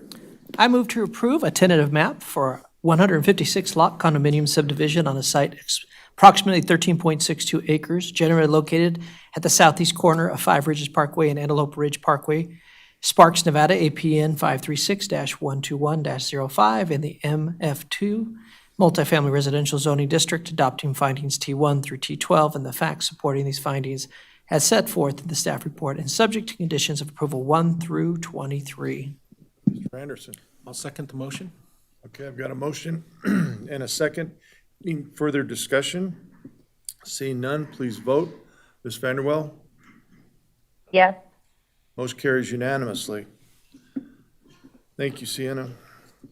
9.9, consideration, discussion, and possible approval of 2 opioid-related litigation settlements pursuant to the One Nevada Agreement on allocation of opioid recoveries. One Nevada Agreement is AC 5798 for participation in a $26,508,913 settlement with Allergen, with the city of Sparks' anticipated share being $55,412.41, paid in 7 annual installments, and participation in a $151,858,772.26. Don't forget the 26 cents. Settlement with CVS, with the city of Sparks' anticipated share being $344,446.76, paid in 10 annual installments. Brandon? Good afternoon, Mr. Mayor, members of council. Brandon Sendall, Senior Assistant City Attorney for the record. This item is very similar to the item that was before you last month on the Walmart settlement. Our outside counsel that's been taking the lead on the opioid litigation has tentatively agreed to these 2 new settlements. As you said, Mr. Mayor, they're with Allergen and CVS, totaling about $400,000, just under $400,000 for the city over a period of 7 to 10 years. Outside counsel does recommend that we enter into these national settlement agreements and authorize city manager's office to sign the necessary forms. I can answer any questions. Questions from the council? Pretty simple. All right, no questions. I'm looking for a motion. Mr. Anderson? I move to approve the proposed Allergen and CVS settlement agreements and authorize city manager to execute the necessary settlement participation forms. Mr. Rabbit? Second. Got a motion and a second. Any further discussion? Seeing none, please vote. Ms. Vanderwell? Yes. Motion carries unanimously. Thanks, Brandon. Thank you. 9.10, first reading. Madam Clerk. Thank you, Mr. Mayor. This is the first reading of Bill Number 2810 to amend a final approved plan for the Stonebrook Plan Development, Stonebrook Design Standards and Regulations Handbook to increase the maximum number of nozzles permitted at a gas sales and auto service use from 12 to 24 while maintaining the number of fueling stations positions to a maximum of 12 in the GC General Commercial Land Use category within the 610-acre Stonebrook Plan Development, generally located east of Pyramid Way and south of La Posada Drive, Sparks, Nevada, in the NUD New Urban District, Stonebrook Zoning District. A public hearing will be held and Bill 2810 will be acted upon at the regular meeting of the Sparks City Council on Monday, May 8th, 2023 at 2 p.m. Okay. Moving on to public hearing and action items unrelated to planning and zoning. Madam Clerk, 10.1, second reading. Thank you, Mr. Mayor. This is the second reading, public hearing, and discussion of Bill Number 2809, an ordinance adopting Chapter 9.32 of the Sparks Municipal Code prohibiting spectators at street races, sideshows, and other speed exhibitions, prohibiting spectators at preparations for street races, sideshows, and other speed exhibitions, prohibiting the promotion, instigation, aiding, and facilitating of street races, sideshows, and other speed exhibitions, and providing other matters properly related thereto, each of which are to become effective upon passage by the Sparks City Council. Thank you, Mr. Mayor. Members of the City Council, for the record, Wes Duncan, Sparks City Attorney, and here with me is Lieutenant Jason Woodard of the Sparks Police Department.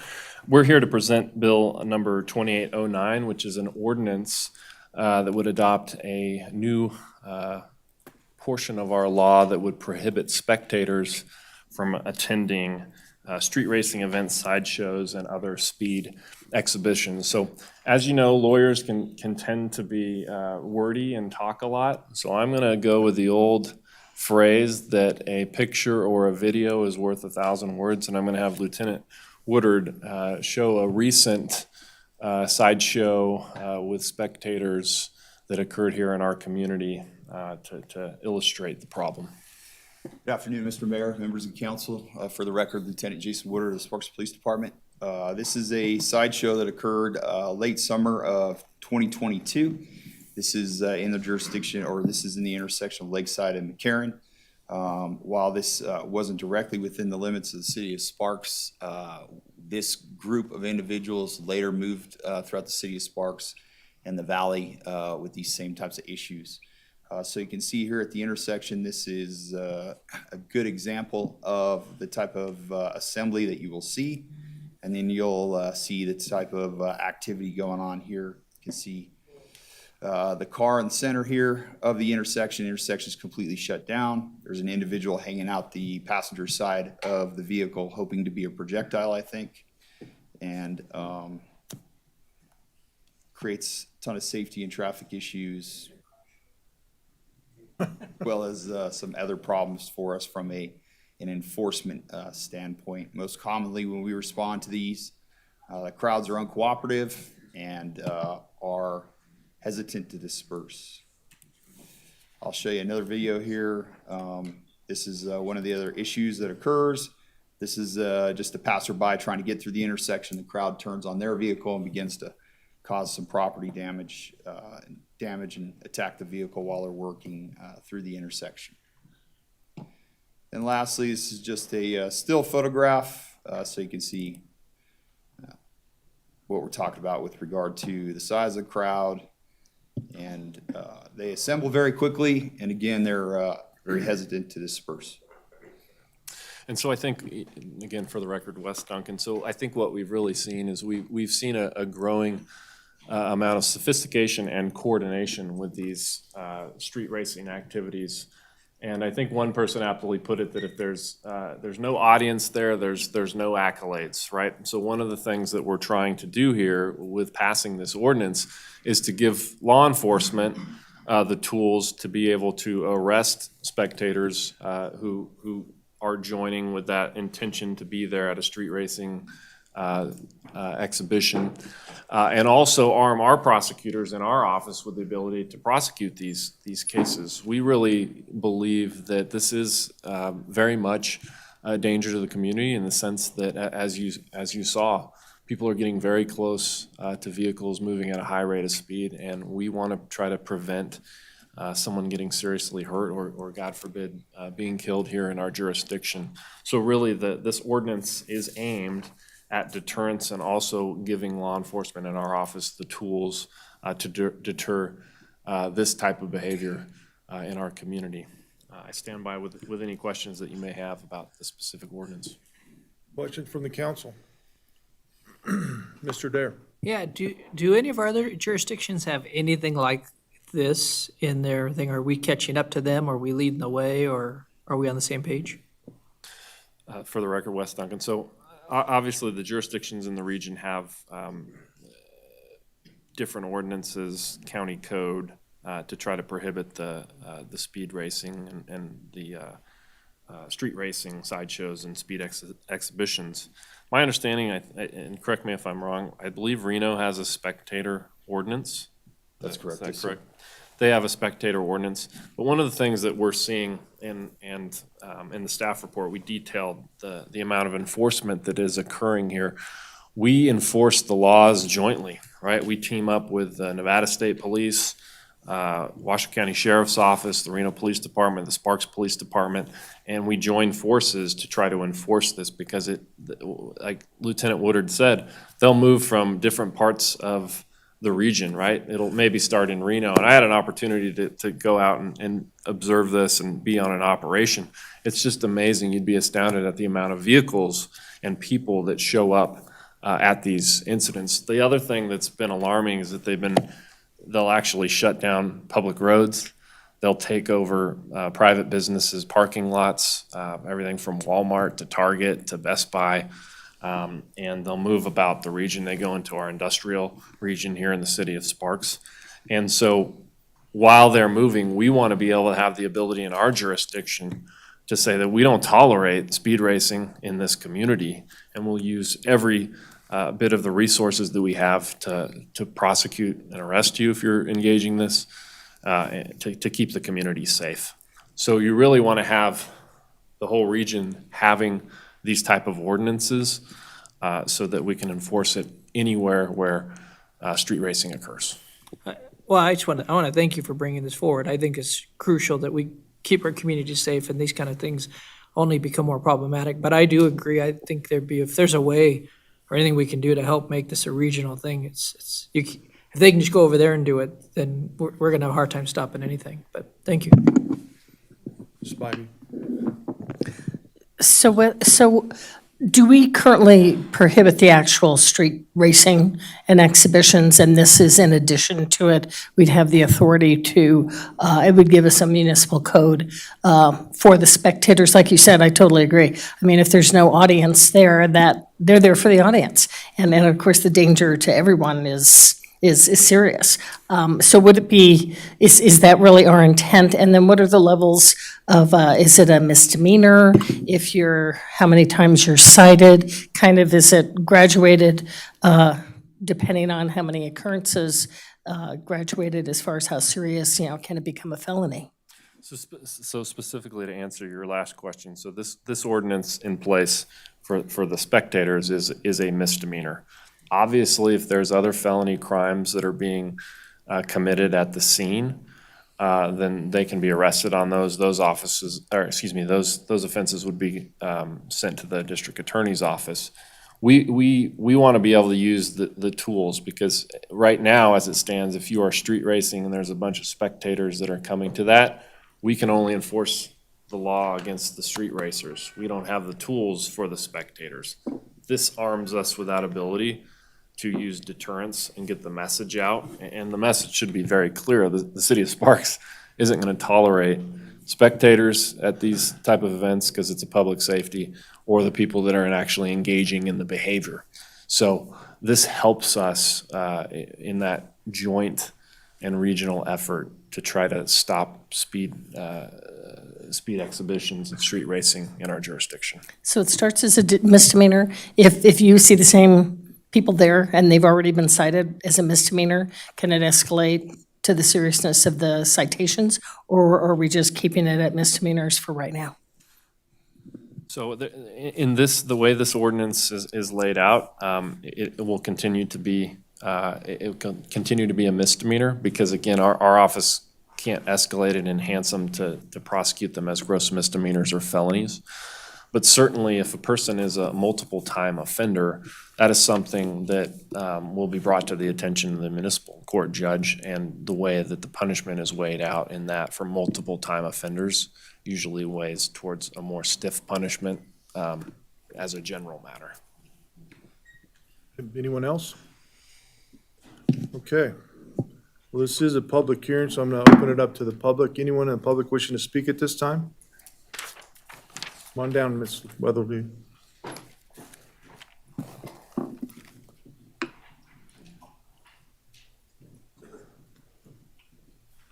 The only question I would ask, of course, is what the city of Reno put into place. Is it effective? Is it worth following?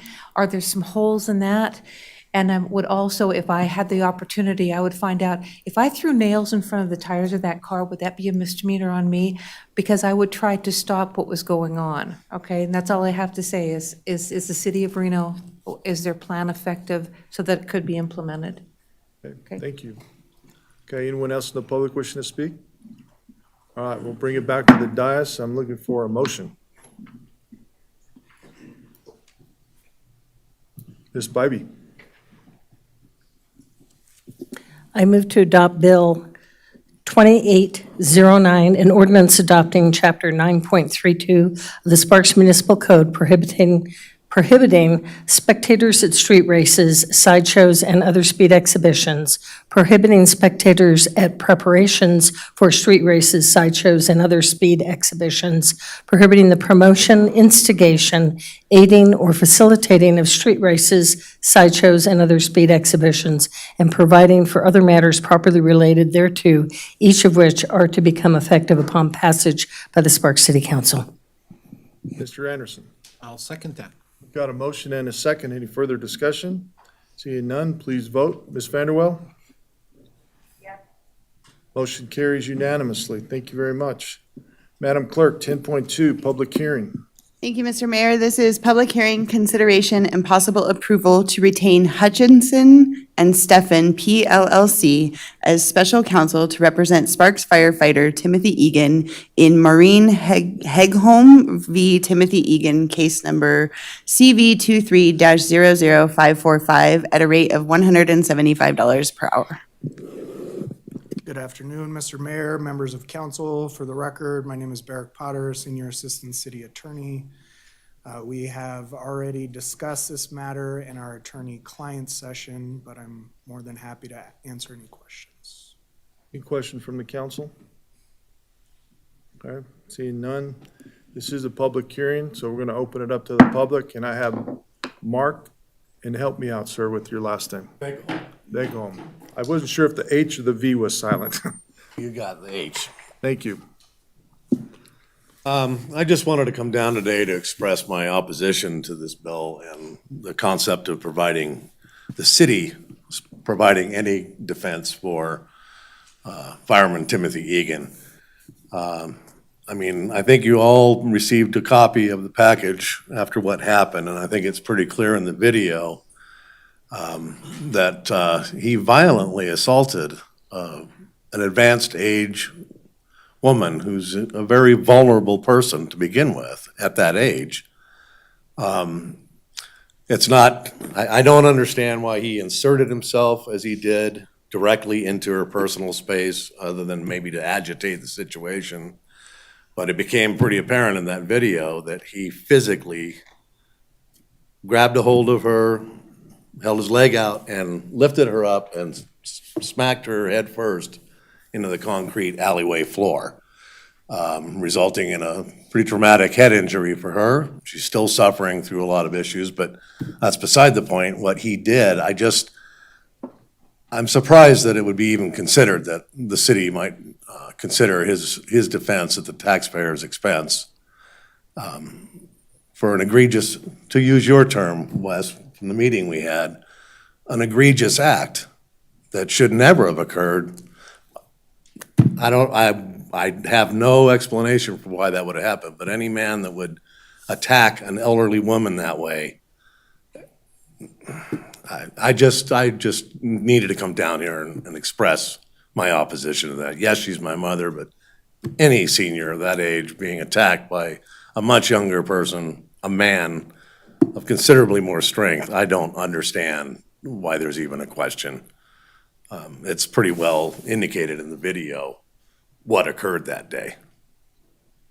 And I just wanted to come down and express my opposition to the city funding anything, on the taxpayers' dime for this man who, in my opinion, committed a crime, and that's still being looked at, so. But the video speaks for itself again, I think, pretty clearly.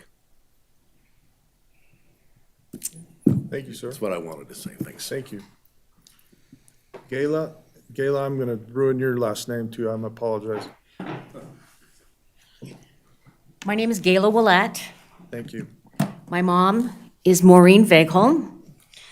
And neither of my brothers or I have anything really officially drafted today to come in here and speak about, because we only learned this was on the agenda at 12:30 this afternoon. So Mark, who works in Carson City, and I work out here in Spanish Springs, and our brother Perry, who was sick today, we all decided it was important for us to come out and speak with you all.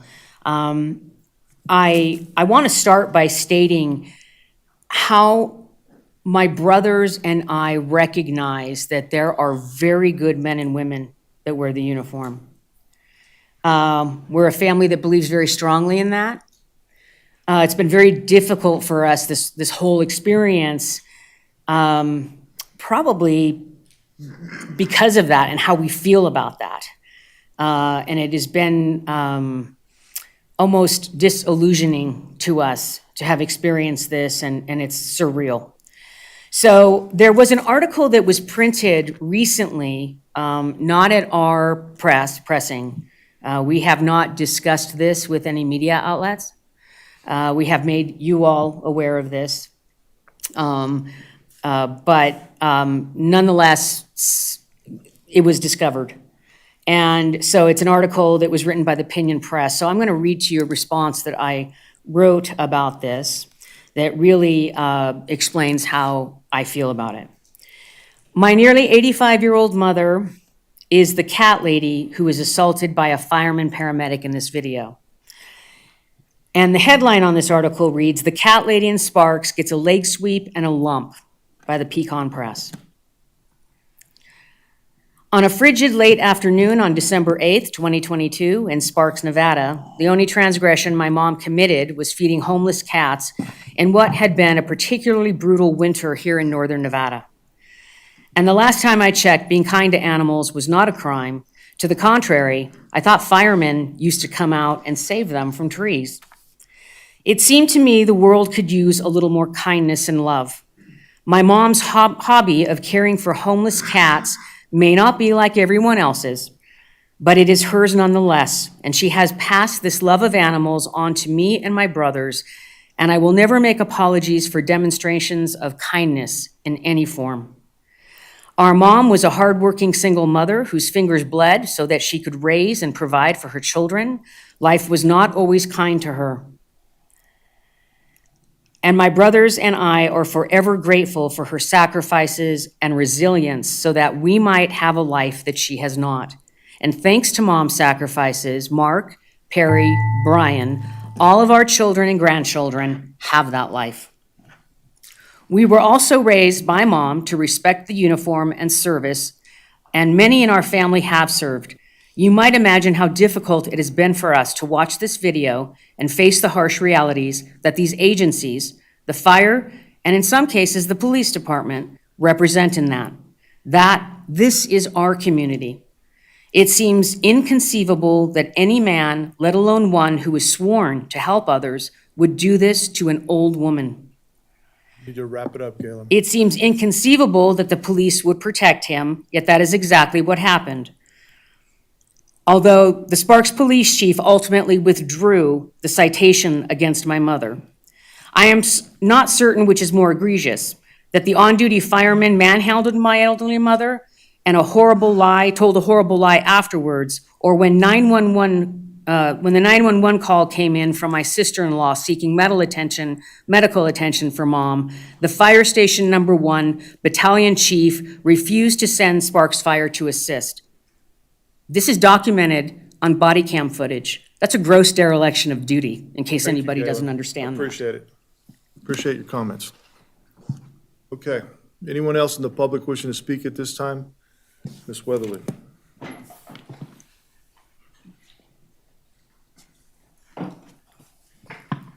Thank you for letting me talk.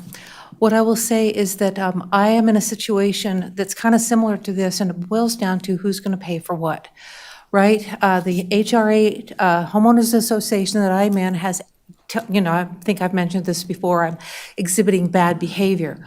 Well, I have to pay for an attorney to almost demand that these people take me to court. So what I would like to do is have somebody help pay for their attorney so we can take it to court. So maybe a City of Sparks Justice Court judge could take a look at it and weigh the evidence and see who's telling the truth, who's not, what kind of stuff do we have in the background. It's like I watch a lot of these crime shows, right? And if you don't have testimony that you can believe, if you don't have a witness that you can believe, and you've got people saying so many different things, how do you make a decision about who's telling the truth? Well, you've got to have a judge with discernment who listens to both parties, who weighs the evidence. And that's what I would like to see, is for these guys to not have to pay for that. And I would suggest that if they do take them to court, that perhaps they would demand however much it cost for the attorney to be reimbursed to them. It's all a matter of money. Thanks, guys. Thank you. Anyone else in the public wishing to speak at this time? Okay, I'll close the public hearing, bring it back to the dais. I'm looking for a motion. Question. Yeah, question from Ms. Bybee. This would be to a legal question. Shoot, I just had the documents up. Can you clarify in our packet here, it talks about NRS and a requirement from NRS requiring special counsel. Compensation for special counsel must be paid by this political subdivision. Can you expand a little bit on that? On why, what are we bound under? Are we bound under NRS, and could you just explain a little bit further on that? Yeah, so once the city attorney reviews it and sees that the actions were probably in the course and scope of the employee's duties, and then decides that there is probably a conflict of interest, then it would go before the city council to decide how much to pay the special attorney for that case. But I guess what I want you to answer is, are we bound by NRS to hire special counsel? Yes, the city council would have to follow the state laws of Nevada. Okay, thank you. Mr. Dare. I think on that same note, and I think that it's important for the family to hear, and anybody out there to hear, our citizens, is that what we're deciding here today is who will be the one. Somebody's going to have to walk through this process to see what happens. And so my question also comes down to, can you clarify what our decision here today is not to decide on all those things. It's just who is going to be, it's going to be our council or that council, if I'm understanding right. That's the only decision it's put before me today. Am I correct on that? Yes, sir. Thank you. Okay. Anyone else? Okay, with that, I'm looking for a motion. Mr. Dare. Yeah, I move to direct the city attorney's office to retain Hutchison and Steffen PLLC as special counsel to represent Sparks Firefighter Timothy Egan and Maureen, I'm sorry, I want to say it right, Hevelgum, versus Timothy Egan, case number CV 23-00545 at a rate of $175 an hour. Mr. Anderson. Second. Got a motion and a second. Any further discussion? Seeing none, please vote. Ms. Vanderwell? Yes. Okay. So what is, you're abstaining? Okay. It's going to carry 4-1 with Ms. Bybee in abstention. Thanks, Barry. Thank you. So it still passes, correct? It passes, You yes. don't need to go back. Public hearing, item 11.1. Madam Clerk. Thank you, Mr. Mayor. This is public hearing, discussion, and possible action on an appeal of the administrative hearing officer's decision to order the removal of a shipping container at 501 Pyramid Way, code enforcement case number SCMP 22-00766.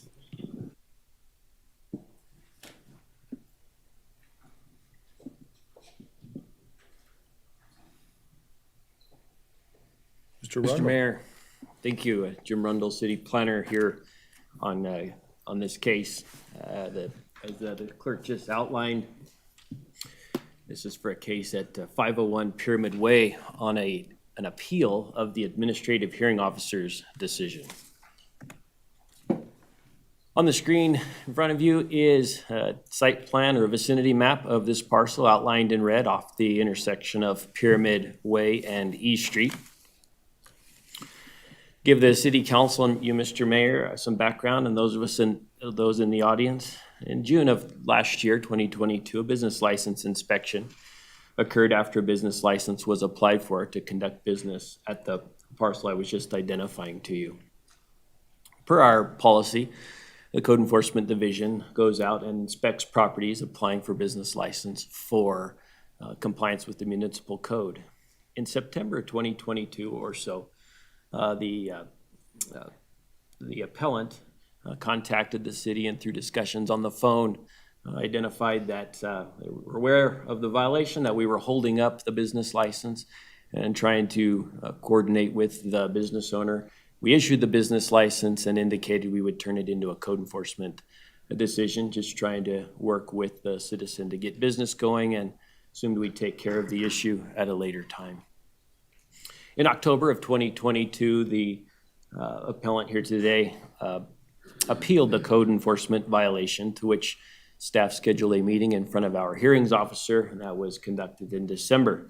Ultimately, the hearings officer upheld staff's decision that there was a violation at the property and requested that be remedied within 30 days.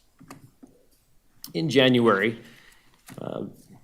a 30-day extension was provided to the the appellant by staff and in coordination with the city attorney's office of the hearing officer's decision because of the issues we identified in our municipal code. The city council is aware. Recently, the city council directed the city manager to ensure we modify our municipal code to comply with what we want it to comply with. Because the code potentially allows for an appeal to city council or to municipal court, we brought that item in front of the city council. And the city council chose to hear this item in front of the public today. Today's meeting allows for the city council to act as the appellant body, the opportunity to affirm the hearing officer's decision or potentially overturn it. The Sparks Municipal Code prohibits outdoor storage in the mixed-use district, mixed residential zoning district. The parcel at 501 Pyramid Way is zoned mixed-use district, mixed residential. The appellant may try to explain today that, potentially with some misdirection in the testimony, that this is about a shipping container, and whether it's a shipping container or is it not a shipping container, what kind of device is it? Is it a structure? Is it not a structure? But what I want to bring the council's attention to is that it's outdoor storage. And outdoor storage is prohibited in the MUD-MR zoning district. Regardless of shipping container or not, it is a violation of the municipal code. If it were to be a structure, which staff does not necessarily believe it is, but if there was a desire to create it as a structure, it would be required to go through the administrative review process. That would review it as a structure and ensure compliance with the municipal code occurred as any new commercial building in a mixed-use district requires, that administrative review process. And that's that opportunity to assure from all the different departments and divisions in the city, we have municipal code compliance. There has been no application by the property owner to, in respect to that requirement. This is a picture, this is an exhibit of what is out on site. I did ask staff to go out and they indicated as of today, it is still at the site. This picture is not from today, but it is still out there. This is another exhibit from a different angle depicting the perceived violation by the staff and the administrative hearings officer. Mr. Mayor, with that concludes my presentation. The staff is recommending that the City Council affirm the administrative hearings officer's decision and identify a date. We have proposed May 31st of this year for the removal of the outdoor storage. This is brand new territory for me, so I'm not sure how we proceed from here. Mayor, it is brand new territory for you. I'm not aware of an appeal of a hearing officer's decision coming to you. They typically, well, they don't often go to municipal court for that matter, but there have been a few that have gone in my time to municipal court. So at this, my recommendation, we can confer with City Attorney Duncan, would be to provide the appellant an opportunity to provide their case on the item. And Mr. Mayor, I think the way that it can proceed, Mr. Rundle obviously presented his portion. Going to have Mr. Prohl as the appellant. Please come to the dais and then present his side of it. And then really, it's kind of a review of first impression. You all will make a decision on the case after hearing both sides. There'll be a public hearing portion if somebody wants to say something. And then I think if the council has follow-up questions for either Mr. Rundle or Mr. Prohl, they're able to do that, and then we'll close out the hearing, and then there'll ultimately need to be a motion and a decision by the council. On down, Mr. Prohl.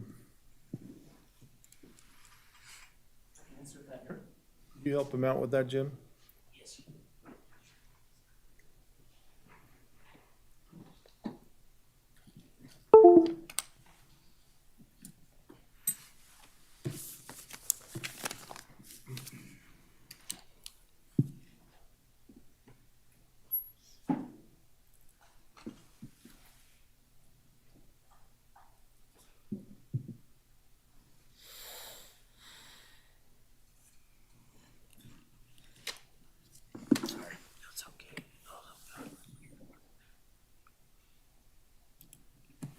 That's yours.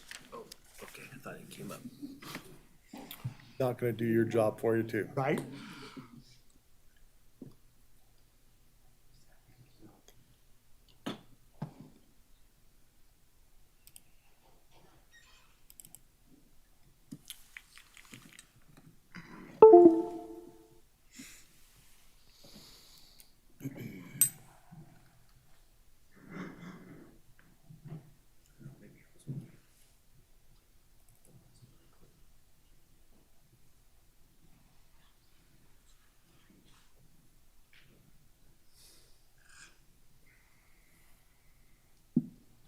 Very good, thank you.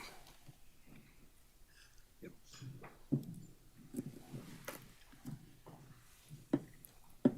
Thank you, Mr. Mayor. Mr. Mayor, City Council, I'll go through this as quickly as I can. I really don't want to be here. Yes, sir. Is that any better? Yeah. Thank you. Who doesn't really matter? It's a code. It applies to everybody the same. It doesn't matter, really. I can tell you that I've been in the town 20-some years, raised my 6 children here, have a business here with employees. It really doesn't matter. What matters is the code, and we'll talk about that today. I have a business in Sparks on Pyramid Way. I'm building a subdivision right now of affordable housing about half a mile from the Sparks city limits. I'm in the county. And I have a construction and real estate lending company. Started the business in 1999. Let's talk about what. July 11th, I received this. There was a site inspection due to a business application. I needed a new business license for an entity that was building this subdivision in Sun Valley. And I'm applying through the county, and the county said I needed a business license, City of Sparks. Oh, yeah, I'm located at this location. I have multiple business license at this address, but I need another one for this entity. And I received a letter that I was out of compliance with the Sparks Municipal Code, and it came as a shock. When I installed this shipping container, I did the research in advance. Was I allowed to do it? And so this came as a shock. I was anxious to get the business license and reached out, and the city staff accommodated me. I needed that license so that I could pull my permits to start the housing subdivision. And so they were kind enough to give those to me. That is the shed. I did research. I was confused. Where? Okay, you've seen this, but my office is right there, right on Pyramid. That's what it looks like. When I bought and installed it in 2018, bought it from a local company, Quick Space. They modify containers to be used as sheds. That's what it looked like in 2015. This was a different shed. This was I'll call it a tough shed. This is 2011. Why? I was instructed that the storage, I could receive approval if I had an administrative review. So I went down that road. Here the planner is addressing it. So then I looked up administrative review. The purpose and intent of an administrative plan review is to determine whether the proposed use, building, structure, addition, or change to any building, structure, or use will conform to zoning ordinance, building and fire codes, and other applicable ordinances and requirements of the city. That didn't seem like it applied, but maybe. Outdoor storage requires administrative approval. It says shipping containers may be permitted in the industrial zone. They can't be stacked, utilized for storage of materials of goods in association with the permitted business. Okay, I understand. Administrative review would take a pre-application meeting, an application, wait for acceptance of the application, plan review meeting, fees. The health district fee is $537. The application fee runs from $1,250 up to $7,495. It is basically a blank check based upon staff time that is allocated to review the shed. I believe it's a misapplication of Sparks Municipal Code or an unintended consequence. It's an important code section. Let's talk about it. Here's an aerial photograph of outdoor storage containers. This is not in Sparks, but I know what's in those containers. I have a project in this town, and it is full of fireworks. And so obviously, the fire department, the city planning, everybody wants to know if you have shipping containers full of explosives. Here's one, the shipping containers exploded, right? You don't want that. I totally understand the importance of the code. I just think it is being misapplied. Here's another one. You can see all these containers stacked up. You want to know what's going on inside these containers, obviously. But there's outside storage in Sparks too. Here's Western Village right now. I'm sure they filed whatever they need to file, but look how close that is to our Sparks Marina. You want to know what's in that shipping container. I do not dispute that and doubt that. I support that.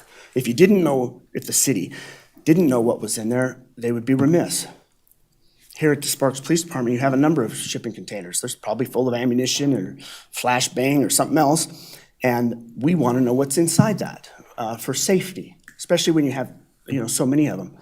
This is our industrial zone. Now, a lot of those are trucks, but there's a lot of storage containers. I drove around there. I started taking pictures. I stopped. They're everywhere. Right next to the Truckee River. It's super important that we know what's in those shipping containers. I don't disagree. Here's at the Public Works shipping containers, and I understand that it's important. I'm not against the shipping containers. I support that you need to know what's in them. But is that what the outdoor storage code was intended for? This is Diedrichson Elementary, and they have a little storage container there that they keep sports equipment in. Is that what the code was intended for? I say it was not. Well, you're the only one to determine that. Although the code came in before you got here, do you believe that that's what the code was intended for? I don't know. Well, I've got more. My shipping container looks just like that one, only prettier. Was it intended for something like this, storing fireworks, or something like this? I believe it's a misapplication. Title 20 zoning code adopted in 2015. Title 7 code enforcement, 2015. When that isn't implemented, can you envision all the scenarios? Of course not. You cannot envision all these scenarios. It's this thick. You can't try and figure out everything that's going to come before you that's going to apply. You can't possibly do that. There needs to be periodic adjustments or amendments. Our legislators meet every 2 years to make adjustments to law. I believe you need somebody like me to point something out. This is my personal creed. I believe in being informed, participate in civil activities, engage in worthy causes to improve my community.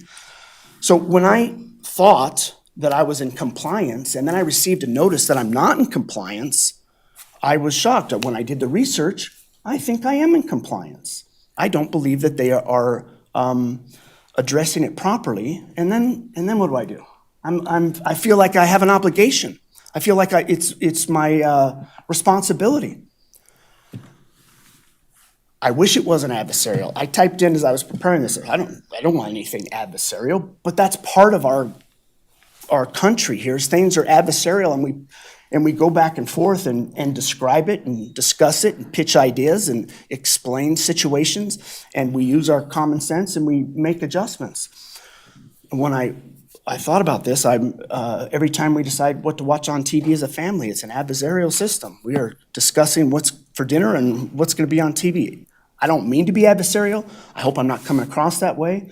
I've run into 2 members of the city while I'm out and about, and we recognized each other, and they were both super kind and friendly and knew this was going to happen today, and that was refreshing.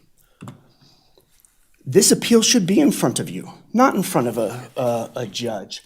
If, worst case scenario, you're going to make an adjustment to the code, and that's needed at times. As I pointed out, the code was implemented in 2015. A judge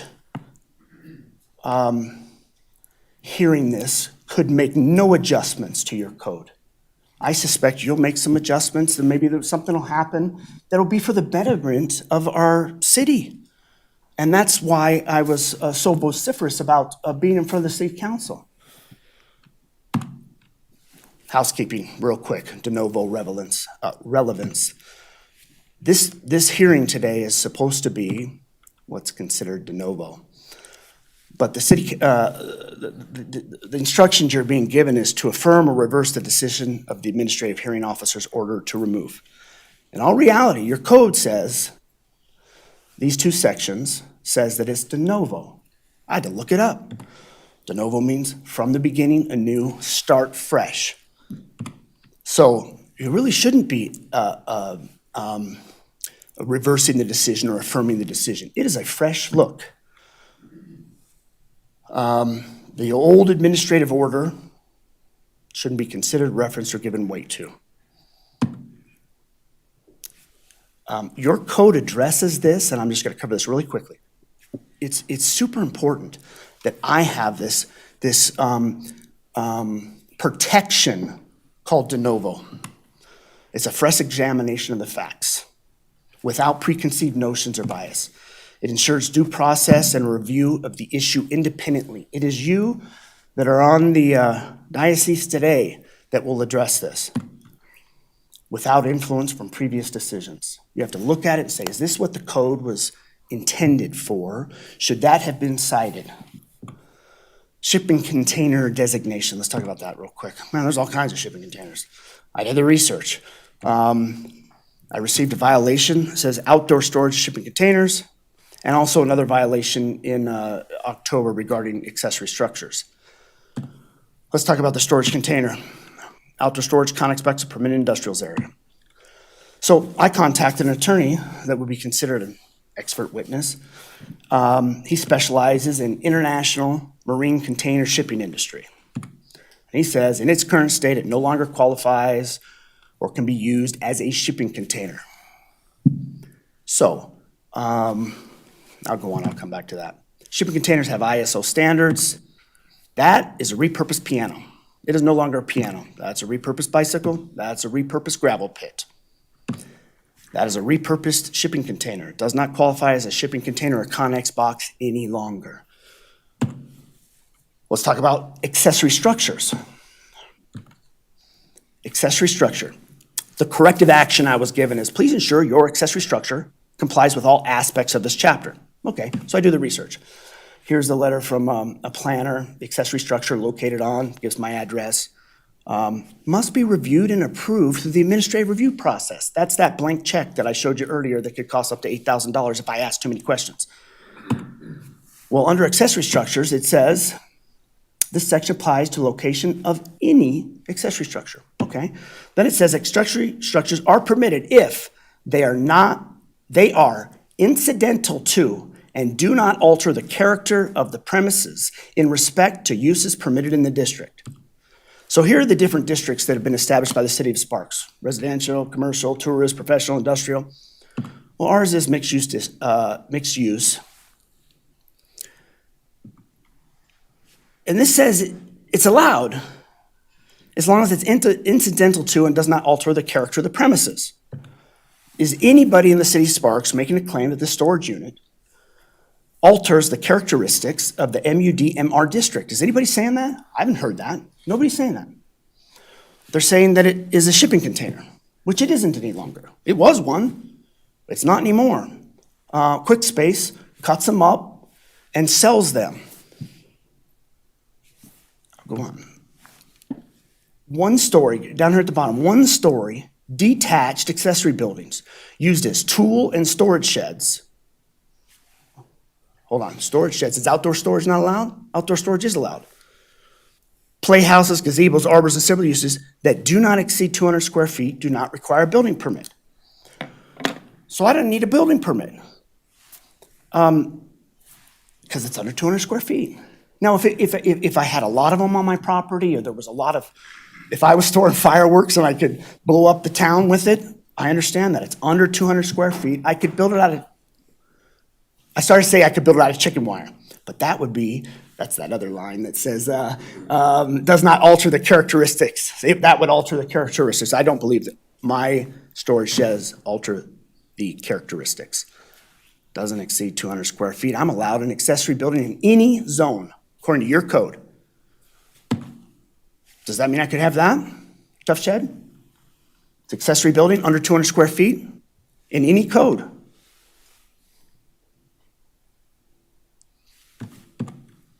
Or those that are made of metal. So I was cited for those two items.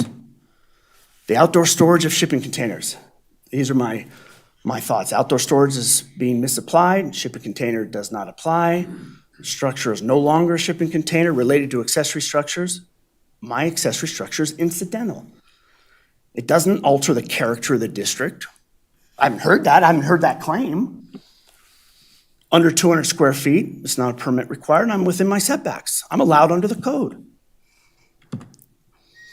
Is there a concerted effort to eliminate sheds and accessory buildings from the commercial property in Sparks? That was my first thought. Later, I thought, it's just a big code. Man, how does the planners and the planning department figure everything out in advance when they come up with the code? You can't possibly do it. Things are gonna come up. Unintended consequences. And so it's being applied to me, and it's my duty to say, no, that doesn't work. Let's make an adjustment. Let's make a change to the code. Let's figure this out. It's it's the same topic, but it's really why the appeal process has to come to the city council so that adjustments can be made. I know, Mr. Mayor, that you gave direction to the city manager to, hey, let's figure this out so we're not in this new territory anymore.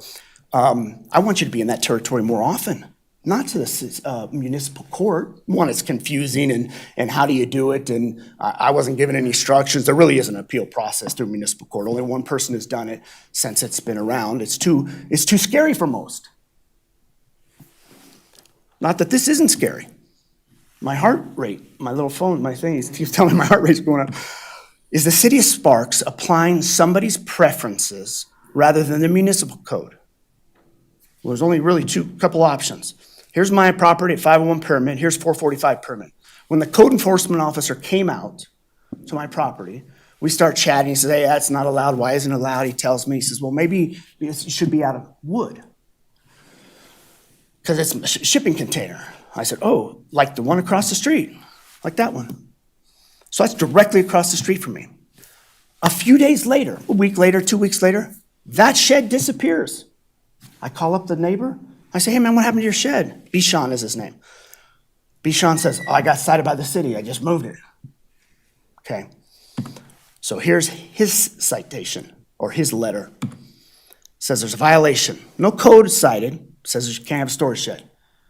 The storage shed in the parking lot is considered commercial construction.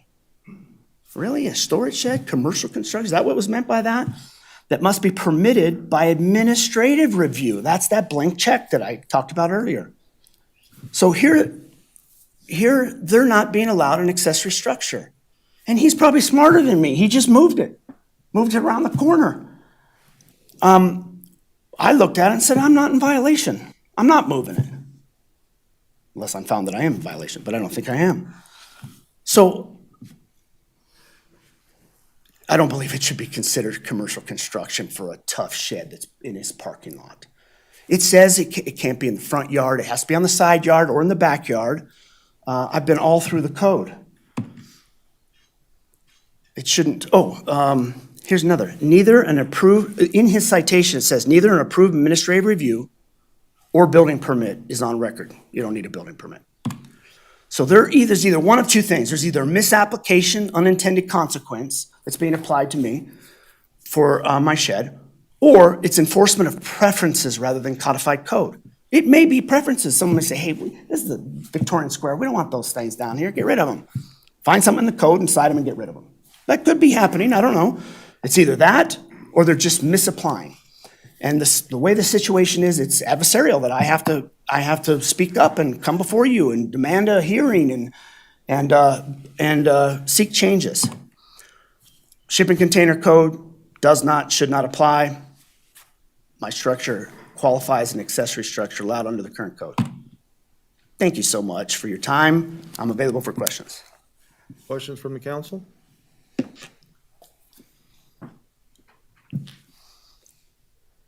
I might have to hire you. I'm available. My question's for staff. Go ahead. So I'll dive into this a little bit. Trying To the to, preference of the mayor, usually we swap. Mayor, do you want Tim up here? It's fine. Save the. We're friends. musical We're chairs. we're good. One of our best employees. I believe that. so where I'm confused a little bit is it looks like in 2011, 2015, there's been a storage shed there of some sort in the pictures. It's one of my questions. Did something change in code that made it to where he's not allowed to have a storage unit now?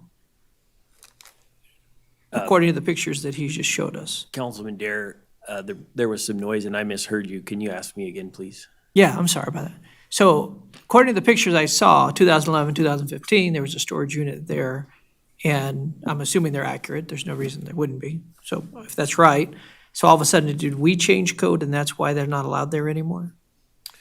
Let me try to answer that, and definitely not trying to sidestep the question. But the code did change in 15 or so, where the council identified they didn't want to allow shipping containers anymore. Sometimes we call them Connex boxes. That went into the municipal code. There could have very well, clearly there was a shed, as we'll call it there. The pictures depict that there was. The code enforcement staff does not do proactive code enforcement. They do reactive code enforcement. So when somebody makes a complaint, the code enforcement team will go out and identify whether there's a violation or not. If there's no violations at a property, if there are violations at a property, but none of the neighbors seem to care, none of the citizens, staff won't go out there on terms of code enforcement. Why did staff go out on this request? Because there was a request for a business license. Otherwise, they probably wouldn't have identified that there was a shipping container at the site. So while that shed was there, if we want to call it a shed for sake of our discussion here today, it could have been there, and it may have been not permitted appropriately. But there was no violation called in by a neighbor. There was no reason for an inspection for a new business license.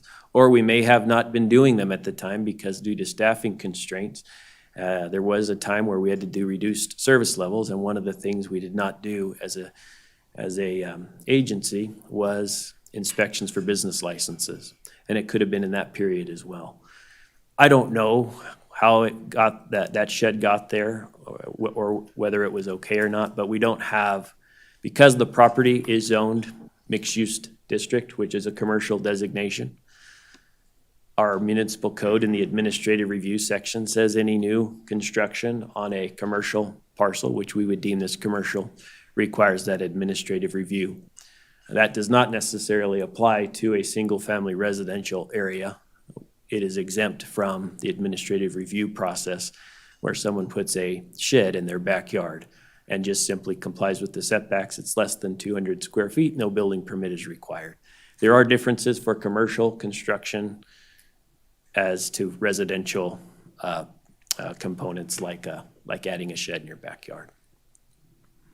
Because that goes to my other question then, and you maybe answered it, is I know there's areas right around there that we have complaints about all the time of what's in someone's backyard, and we say we can do nothing about it. And so if he put a fence around that, can we say we can do nothing about that? Well, I'm not telling him how to get away with something. I'm just asking questions so I can understand. I know for a fact right across the street, we have people complaining about things they can see and things in people's backyard, and we say we can do nothing. Is this different because it's a commercial? There's a lot in that question, council member. Okay. There is, I'll attempt to answer it. The components of constitutional rights and your right to privacy inhibits zoning enforcement from being able to go into a backyard without probable cause.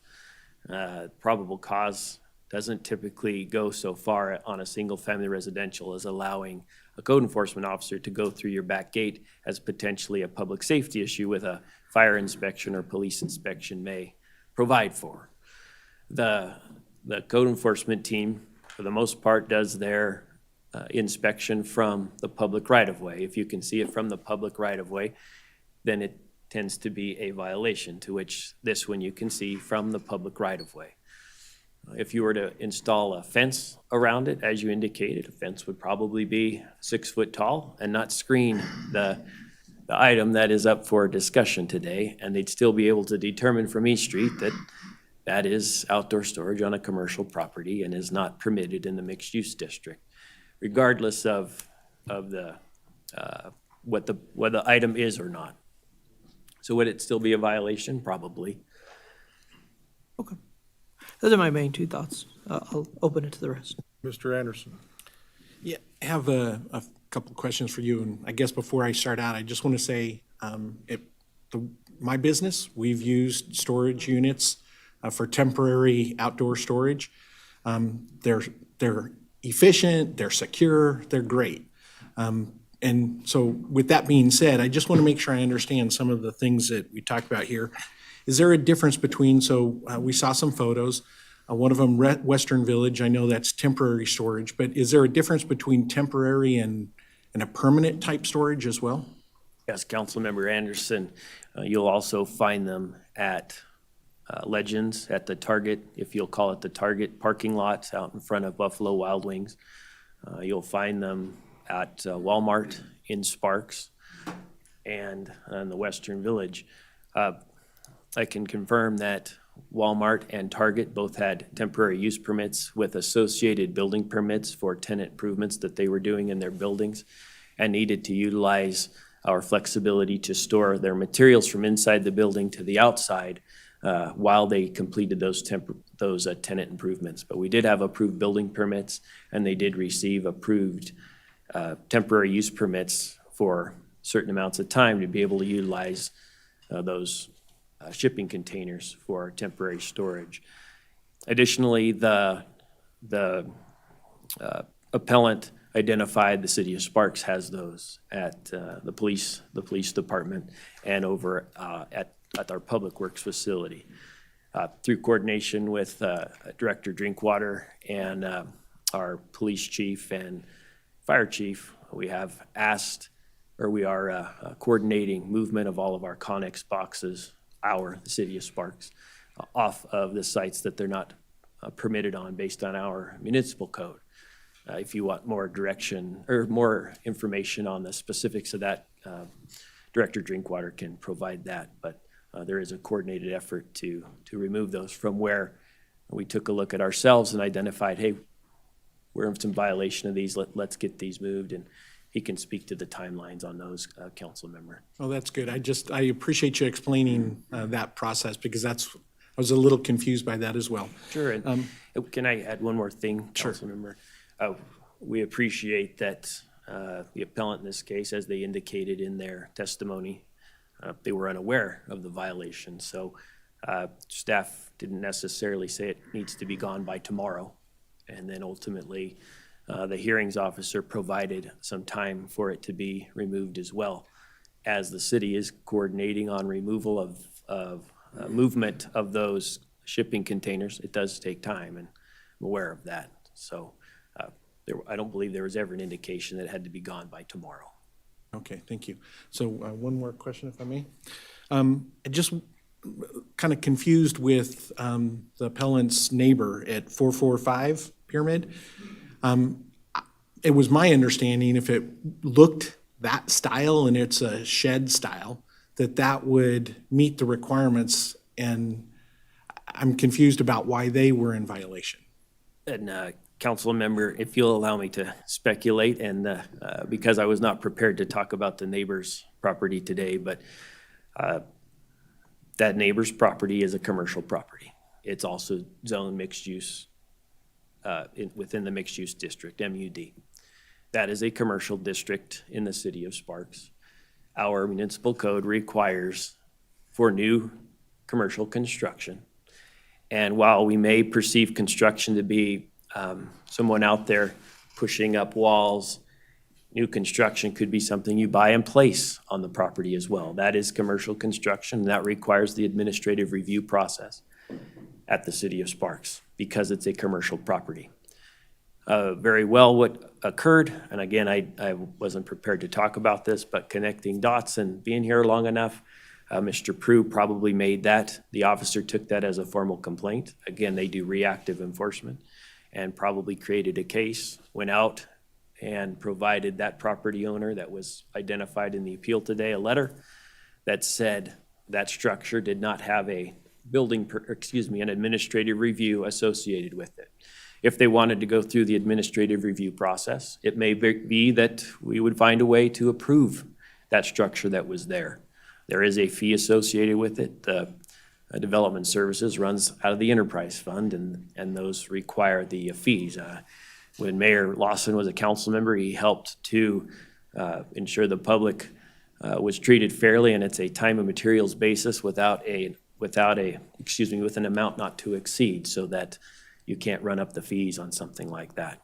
But there is a deposit. I think it's around $1,500, something that simple. Simple tends to come out at around $1,500. So that would be my guess as to what happened across the street. And I would say that property owner or business owner probably said, I don't want to go through that process. I'll just remove it. Thank you very much. Anyone else? Go ahead. Okay, I'm still confused on our our code, Sparks Municipal Code, you stated outdoor storage pretty clearly. Outdoor storage is prohibited in the MUD, MR, so the commercial across the city. So if we drove around and found outdoor storage, no matter what it was, I don't care if it's what it was, a shipping container, tough shed, whatever it is, if we saw them on commercial properties, obviously, if you get a complaint, it can be pursued, but there could be some that are there because they were approved through an administrative review to be there. And what would the administrative review do to make it acceptable if it's a violation of our code? Like Diedrichson. I mean, I think schools, Reed High School probably has them. Sparks High School probably has them that are, oh, so the zoning, okay, you're right. Schools are different. School is a different zone. Okay, sorry. Yeah, council member, I think there were three questions there. The first question on, can they go through an administrative review in a commercial district to do outdoor storage? In the mixed-use district, no. The permitted use table does not provide for outdoor storage in the mixed-use district, period. The only place you can do outdoor storage is in the industrial area, and that's identified in the permitted use table. Can we do it C2? Just industrial. So the administrative review provides that mechanism for our areas in our industrial district, if you will, south of Interstate 80. There's some areas over along Vista that are industrial. And they can do potentially can do through an administrative review, outdoor storage. We're looking at things like circulation through the site and also flood impacts. If we were to have high water levels, water can push around items in an area. We got to make sure they have a plan to rectify it in the case of a flood. Also looking for pavement. Those kinds of components, what we're looking for in that administrative review process. One of your second questions was Diedrichson. That is zoned public facility, as is our police department, as is our public works site. We are not doing active enforcement, and we have not received a complaint on Diedrichson for having a shipping container on there at their school. And thereby, we haven't gone out there. They don't apply for business licenses. So staff doesn't do an inspection at the school and see that. So currently, they're not permitted there. If we got a complaint, and staff would process it respective to our code. So just to clarify, public facility as well as the MUD, MR, they're not allowed? Correct. Pretty much they're allowed in industrial? Correct. Okay, thank you. Mr. Duncan, go ahead, Mr. Abbott, you want to go first? Sure. I just, going back in time, and you might have already answered this earlier, did that previous shed have an administrative review that was on the property? I don't believe so. Okay. I'm good for now. Thank you. Mr. Duncan. Thank you, Mr. Mayor. And Mr. Rendell, I just want to clarify for the record too, when Mr. Prue brings up the matter that there hasn't been a finding that his shed alters the character, does that analysis even apply in this case? Does the analysis of his shed alter the finding of, can you say that again for me? Yeah, I'm wondering well, I'll be more pointed about it. That reference that he referenced about altering the character is a reference to the residential code, is that right?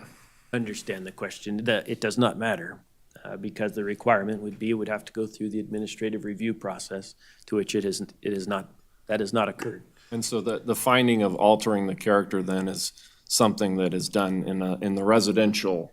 Is that fair to say that it's done in the residential context? Yes. It's not done in a mixed-use context, is that right? Correct. And then, did Mr. Prue apply for a temporary, was there any sort of a temporary permit to use the storage facility that's in the front of the I'm unaware business? of any temporary use permit that was applied for to have the shipping container at the site. Lastly, whatever the decision is by this body today, does that preclude Mr. Prue from going through the administrative review process? If, say, the council affirms the decision, says we agree essentially on de novo with the administrative review officer, does that prohibit him from going through the administrative review to see if that would fit in the mixed-use district? No. Okay, thanks. Hey, anyone else? It's fun stuff. So I think of this, I'm thinking about our gateway to Sparks and all those businesses that are down there that are non-conforming but viable while they still have their business license. So I think this being kind of the same thing is in an effort to move our city forward, we make changes to ordinances. And it happens, and we did a lot of that during the Great Recession as we found things that worked and things that didn't work and changed them. But I think you put up a great argument, man. I love the research you did, and it's very, very well thought out. So, Mr. Derek, go ahead. So just kind of putting it all together, this is just my brain. It sounds like, first I want to say, staff, you did your job. I want to say that. You did your job because you took policy that we've asked you to do. So there's no question of that. But it does cause me to stop and say, we need to probably look at that policy and make sure that we agree what we've asked you to do. So this is not procurement of staff at all, in my mind. Like, I appreciate the conversation going back and forth and the letters and stuff like that. And a lot of it has to do with an administrative review would help walk each definition of what you guys are trying to say or are saying, and with that said. And so I almost feel like that'd be my only thought, is I feel like you've done your job, and I appreciate that, because we need you to do your job on every other situation. We don't set policy by accident. It's there. It does need to be reviewed at times, and we need to look at it. And I think that this is a policy that sounds like it probably needs to be brought back to us realistically, this decision today can't set policy. That doesn't seem like we're not set up for that. We're here to talk about this review and how we're going to handle that. I think it puts us in an interesting spot, and that's probably what I'd ask our lawyer a little bit, or somebody. It seems like, I really want to visit the idea of how we really look at this in a wise way of making sure this fits these things. At the same time, we can't just change policy. Like, it doesn't change like that, I don't believe. So I think what I would ask the appellant, Mr. Prue, in this case, what would your motion be? I guess, what are you asking, that it's not a storage facility?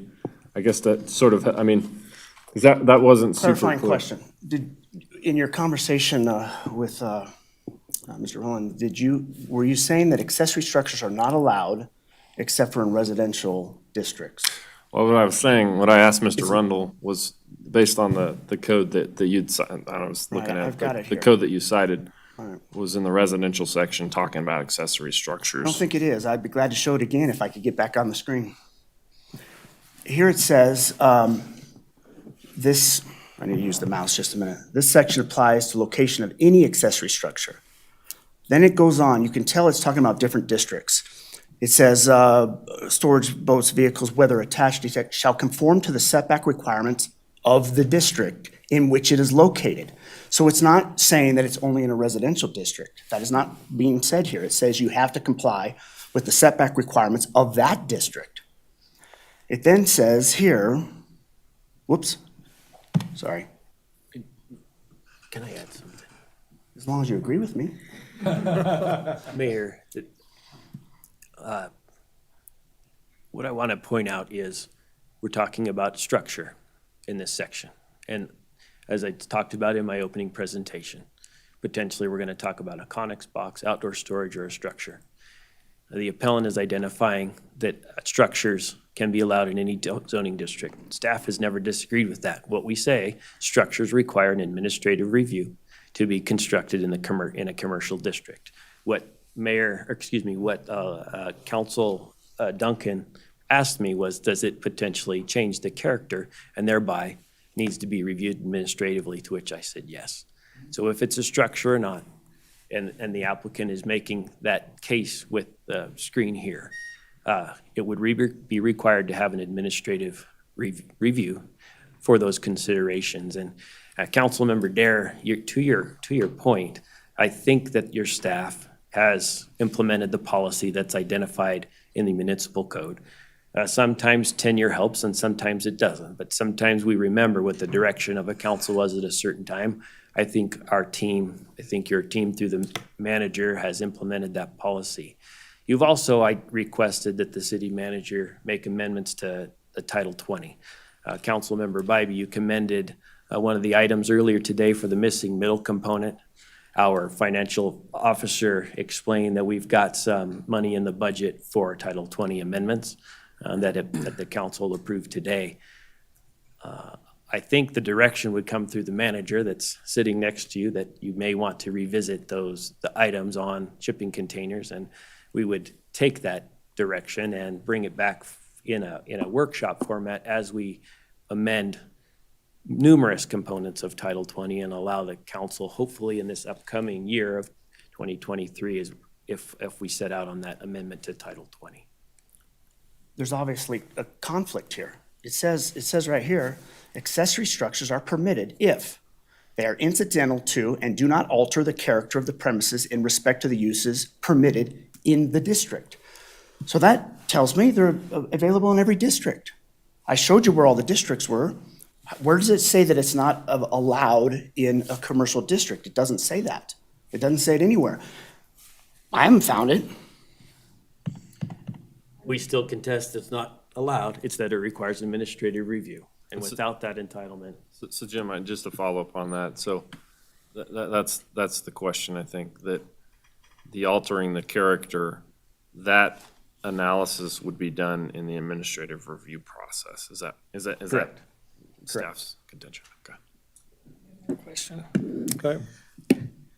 So now you really got me muddled completely, as I'm just trying to wrap my brain around this.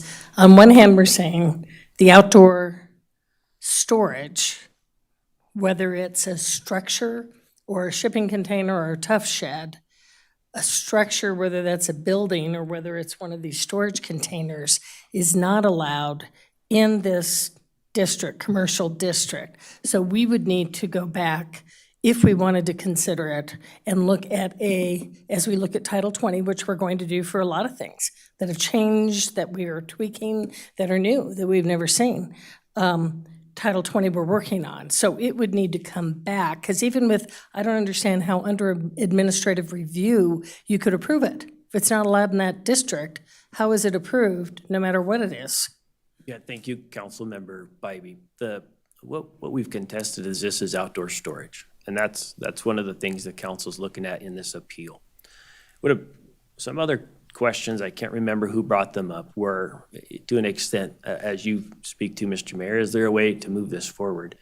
What I'm trying to convey is what staff sees this as is outdoor storage. That's not a permitted use in that district. Also, some pictures were shown of a tough shed, I think it was called. Is there a way to move that forward? Potentially through an administrative review process as we look to see if it meets the character of a commercial designation.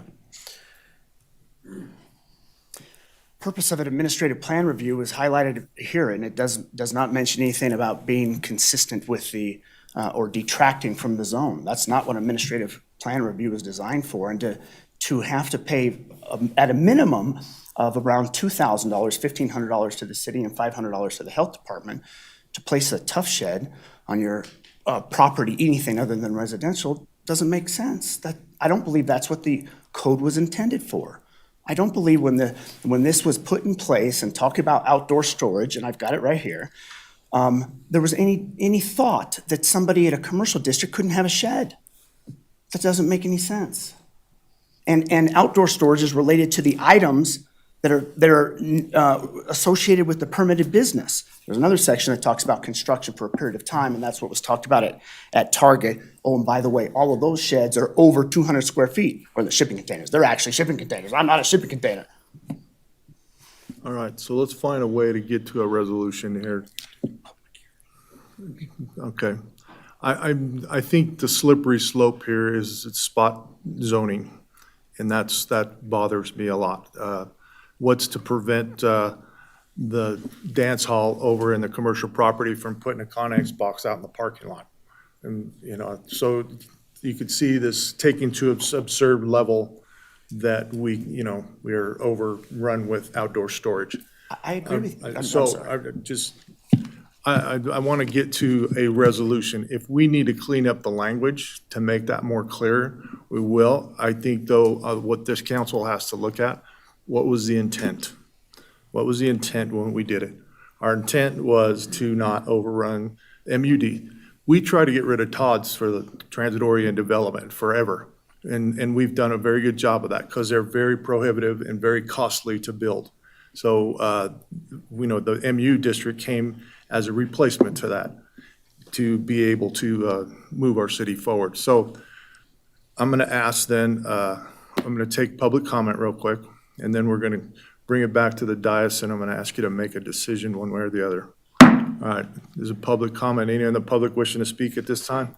Ms. Weatherly, are you filling out a card each time you speak? No, if it's public comment like Yes, this. yes. I can, but. No, just comment. Go ahead. All right. All I will say is, remember when I was just being so silly when I first started and said if you guys were an HOA, you would be violated, you would be fined for your yard? Well, guess what? You are an HOA. Just to let you know, I had this bucket that I had out in my property so I could put dead leaves in it, right? Because I pick up after myself and stuff with the rain and the snow and all that kind of stuff. I left it out there. Do you know why I left it out there? To find out what the intent was. Was it fair enough? Was it fair enough for some people to get away with storage units and which they called my bucket a storage unit? I'm going, I didn't store anything out there. I could pick it up and take it wherever I needed to, wherever the dead leaves were. So my question is, who signed that violation? I would take it up with that person. I would find out what the motive intent was, because it's like we don't want to be adversarial, right? But what happens if in the future we have to identify people that didn't realize that the lawyer that the HOA hired was lying to the board? What do you do with stuff like that? I think the best thing you can do is to fight for what's right. And I think I'm just going to come do business with you. I don't know what your business is, but I'm bringing down some money. And all I have to say is, yes, the code is flawed, right? How nebulous can you make your code to where it might apply to this person but might not apply to that person? Oh, if that's the fact, then you're living in an HOA. Thanks, guys. Thank you. All right, anyone else in the public wishing to speak? I'll bring it back to the dais. Any further comments from the council? I have one question for Wes. Question? I get legal advice, Wes, on the motion that we have in our packet. Are we required to make it, to make a decision de novo, that it is our decision based on the facts played today, not necessarily on the hearing officers, but the decision on, do we need to, would it be better if we state that de novo as our decision, not necessarily the hearing officers? Or do you want us to stay with the stated motion and the hearing officers' decision that's on our agenda today? I think I understand your question. So I think the threshold issue is, yes, this body they'll look at the facts of the case, they look at the case totally from the beginning or anew. And then in terms of the motion,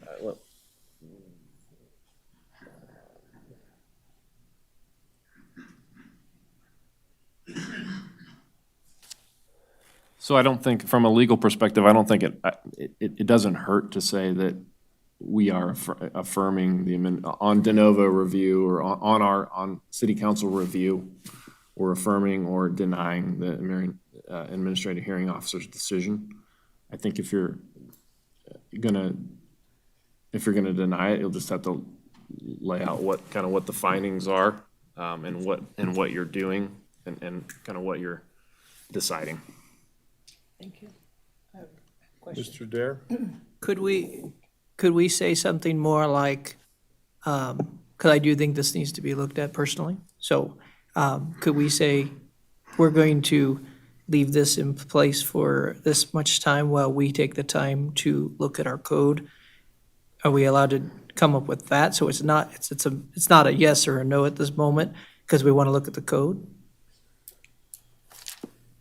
Or do you need a yes or a no out of us? The concern I have, Councilmember Dare, is that we can't predispose an outcome of how that amendment may go.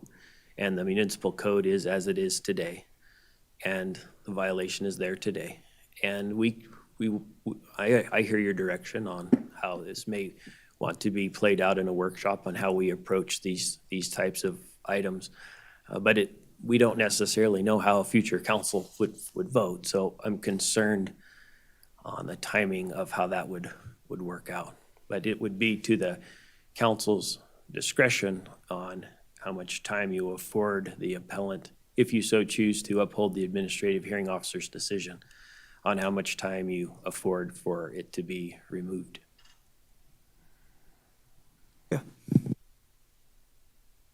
Mr. Anderson? Mr. Prue, I want to thank you for bringing this to our attention. I do believe this is something that we need to look at.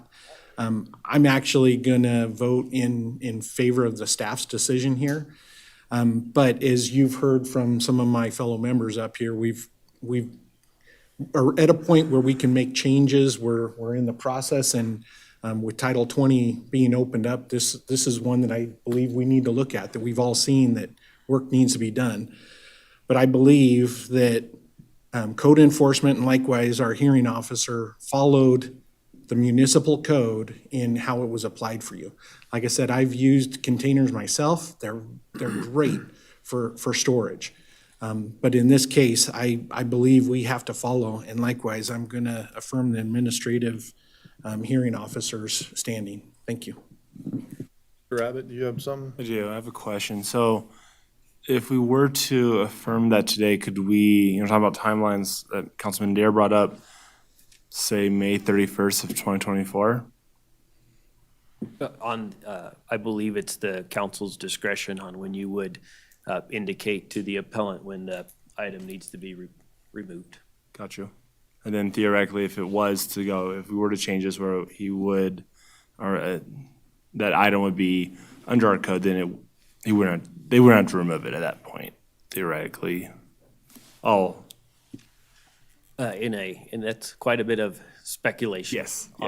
So it's a tough spot for me to answer. Let's get through this, yeah. I suppose if a code amendment was it's a lot, Councilmember. I got it.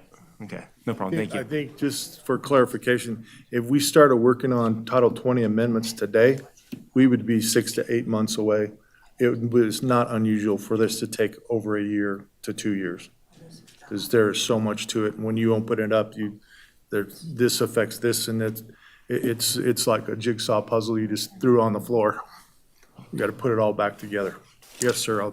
If the council is going to vote to affirm, I would ask that you match the date in which I need to remove my storage shed to the city moving their Connex boxes and their actual shipping containers. I'll move it. As soon as yours are cleared, I'll move it.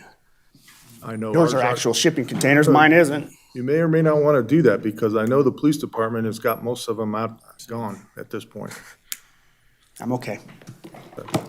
Mr. Mayor, members of Drinkwater. Council, Michael Drinkwater, Community Services Director. To your point, our plan is in place to have all of ours relocated by the end of May. May 31st is our internal deadline All right. for that activity. So Perfect. Okay. All right. With that then, I'm looking for a motion from the council.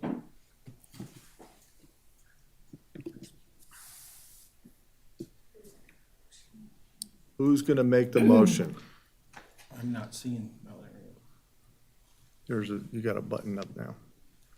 Oh, Mr. Rabbit. Move to affirm the administrative hearing officer's decision to order the removal of a shipping container at 501 Pyramid Way, code enforcement case SCMP 22-00766 by May 31st, 2023. Okay, Mr. Anderson. And I will second that. Thank you. Got a motion and a second. Any further discussion? Ms. Vanderwell, do you have anything to say? No. Thank you. I have a discussion. And I Yes. only say, I know what he requested, but I still know the intent of my question. Is there any reason we can't say 2024 like we said, giving that, you There's said a it's up to our motion and a discretion? second. I'm sorry? There's a motion and a second I know, at this I'm point. I'm speaking to the first and the second. I'm saying, Could you restate that one more time? so what you just said, but say May 31st, 2024, that gives us time to do what we think is right, or I think, for me, what I'm saying is right. You may not agree with me, so I won't assume that. But is there movement that we could say, why are we needing to do this? I appreciate that we have, as a city, followed our own law, however you want to kind of call that, but that doesn't change that I think it's wise that we look at this. I'm okay with 2024 myself. I beg your pardon? We'll go ahead and say it. I'm okay with May 31st, 2024 on my motion. Mr. Anderson? Before I agree to that, I would like to ask staff, city manager, difficulty with a change like that. As you're well aware, we're struggling with staffing in planning at this point in time, and that's one of the reasons why we haven't been able to get Title 20, an amendment package brought forward to you. We are working to fill that position. I am concerned about our ability to fill that position and then get that work done. So what I would take out of a change in that motion to push it out a year is basically you're giving us a year to have Title 20 amended for you. And I'm not confident that we're going to be there. Happen that quick. Can I speak to I that, don't think sir? you can make it happen that quick. Can I speak to that? Yes. That may or may not be true, but that gives time for us to look at it and see. If it does, it does. If it doesn't, it gives it plenty of opportunity to know that as we move forward. I'm not trying to hold anybody to a particular time, because I don't think you can. But I'm saying, right now, what we're saying is that seems like a very quick knee-jerk reaction, and you did state that it's up to us to decide when it's on us. So if that's the case, then I'm not in any hurry to see. It's been sitting there for a while. There's been sheds sitting there for years, and why am I in a hurry to see it get out of there by 2023? I'm not, personally. Now, that's where I'm at. Now, with that said, I'd like it looked at. If we can't get to it, then that's something we'll have to cross that bridge when we get to it. And at least we looked at that way. So I'm not holding anybody to any timeline. Obviously, that's not part of this. Mr. Anderson? It's up to you to agree with the first. Yeah, I'm having difficulty with this. So for staff, how much more additional work? And I realize for Mr. Prue to remove it is going to be time and money involved, but what is going to be involved for the staff to have to watch this for a year to decide if we need to readdress this or not? I'm not sure I understand the question. So when it comes. Staff time involved. Staff time, yeah. I mean, if we postpone it for a year, and then we have to bring it back up again, versus if we just make a decision today. If you postpone it for a year, we're not going to look at it until next May of 2024. There'd be no staff time. There would be no staff time. Thank you. All right, thank you. And with that, then I'll agree to the amendment. Okay, we got a motion and a second.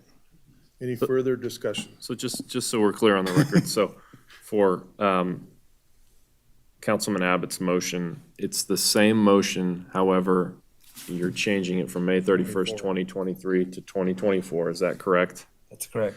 And Councilman Anderson, are you seconding that amendment to Yes, sir. his motion? Yes, sir. Okay, we have it on the board. Okay, thank you. Okay. One more point. So on the Title 20, we are looking at full Title 20 compared to if we do this one. If we did this separate, are your wishes, because we've got a lot of changes we're looking at in Title 20, and we have some that are way before this one that we want to get done, and we haven't been able to, you're looking at a year or more because it's not just one or two changes to Title 20, it's multiple, and that's where the time frame and the staffing to do that, not just for this particular item, correct? Correct. We're looking, that timeline is looking at the overhaul of all of Title 20 and the laundry list of one-off kind of items that you've asked us to look at, is to do all of that work in one concerted effort. Okay. rather than this one and then that one and then Like we did in shuffling 2015. the list. When we made a major overhaul in 2015. Yes. Now looking at it for another overhaul. So that's the time frame. We actually started that one in 12. Oh. So, I mean, it was a 4-year process. Okay. So this is not a simple thing. It's as just saying we're going to take it on next week. Okay. Thank you. That answers. Okay, so I got a motion. I got a second. Do I have any further discussion? All right, with that, please vote. Ms. Vanderwell. Do you need my vote? Yes, ma'am. Yes. Okay. Motion carries unanimously. Okay? All right. We're going to move on to public comment. Ms. Weatherly, you have a public comment card in for this. I followed the rules on this one. Okay, so, all I want to say is, do you guys remember Unforgettable? That stupid show? Sometimes I feel like I'm unforgettable. I don't remember days, dates, and times, but I remember everything. All the stuff that you guys have gone through has been very interesting to me. For example, do you know that, who would have thought that 22 years later, I would have tipped the tables on our GL account number 033117, medical self-insured account? You guys talked about that earlier. I tried to object to that self-insured medical account, but I got overruled and overrun. You know, so sometimes like you have to nag a little bit before you get things done. But I'm glad that I worked for companies for over 40 years that were trying to make money. The fact that you guys are in deficit, and I have no problem with this board. I used to before, but not anymore. I think that you think things through. But with a deficit, it's like I used to come up with ways at my work, at my homeowners association, to try to find ways to decrease expenses, right? And every time I do something, they give me more increases in promotions and, you know, awards and rewards and all that kind of stuff. But I got to the bottom line, which was we stayed within budget and we did better. So I know this is outside of your realm, but HOAs, there is a way to get residents a refund if you perhaps replace the management team. You know, just certain things that you can do to make it better for the whole community. And it's like the community, you want to protect the community and make the community look good, but the same community is driving around cars, you know, knocking things over. And the same community wants to throw nails under the tires to stop them. So I'm not really sure what the deal is. But all I know is that when I was on the board of Highland Ranch Homeowners Association, somebody accused me of being in a cat fight with two of the other females. Another person said it straight. It's not a cat fight, it's a dog fight. And I had a dream where the dogs that were burying the little dog kind of just went away. And that's what I'm asking for. I'm asking God to please send away the dogs that want to bury the little dog, that actually want to do right by the community. Also lawsuits, lots of lawsuits going on, right? Lawsuits, great way to earn some money, to gain, you know. But it's like, how do you know who to side with? How do you know who's right? How do you know who's telling the truth, and how do you know who's not? CVS, that lawsuit, what happened? You know, I'm gonna go in and talk to the people in there because I actually like to find out what happened. By the way, all my bosses, you know what they did to me? They let me just run free. It's like they gave me applications and systems and programs and processes, and they trusted me enough just to do what was right by it. And I would like that to be back in Highland Ranch Homeowners Association. I was also like the management, right? I never wanted to say yes. I always wanted to say, no, let's think about it. I was not the Thank you. most popular person. Anyone else in the public wishing to speak at this time? Mr. Bill, we have a microphone for him. Don't have redevelopment. No, Right? I don't Because we think had it so. last time. We had it last Yes, time. I I don't do. think we have redevelopment. Can you hear me? I hope not. Yes. Yes. Okay, good. This is about the development on Los Altos. It came to my attention by Mr. Jim Gaba. He was a board member at the time this project started. He's asking what's going on. you can't see any construction on the side of the 75 homes to be built at the site. Can we get any update on that? We'll have someone speak to you afterwards. Okay, great, thank you. Okay. All right, anyone else in the public wishing to speak? All right, public comment is closed. Announcements from the mayor, city council, city manager. Mr. Manager, you have anything? Very quickly, again, thanks to an awesome staff for putting us in a good place with the budget, and thank you to the council for your action today. Okay, anyone else on the council? Ms. Vanderwell, do you have anything? No. Okay, with that then, we're gonna go to adjournment. Thank you. It's 8 o'clock back there. Yeah.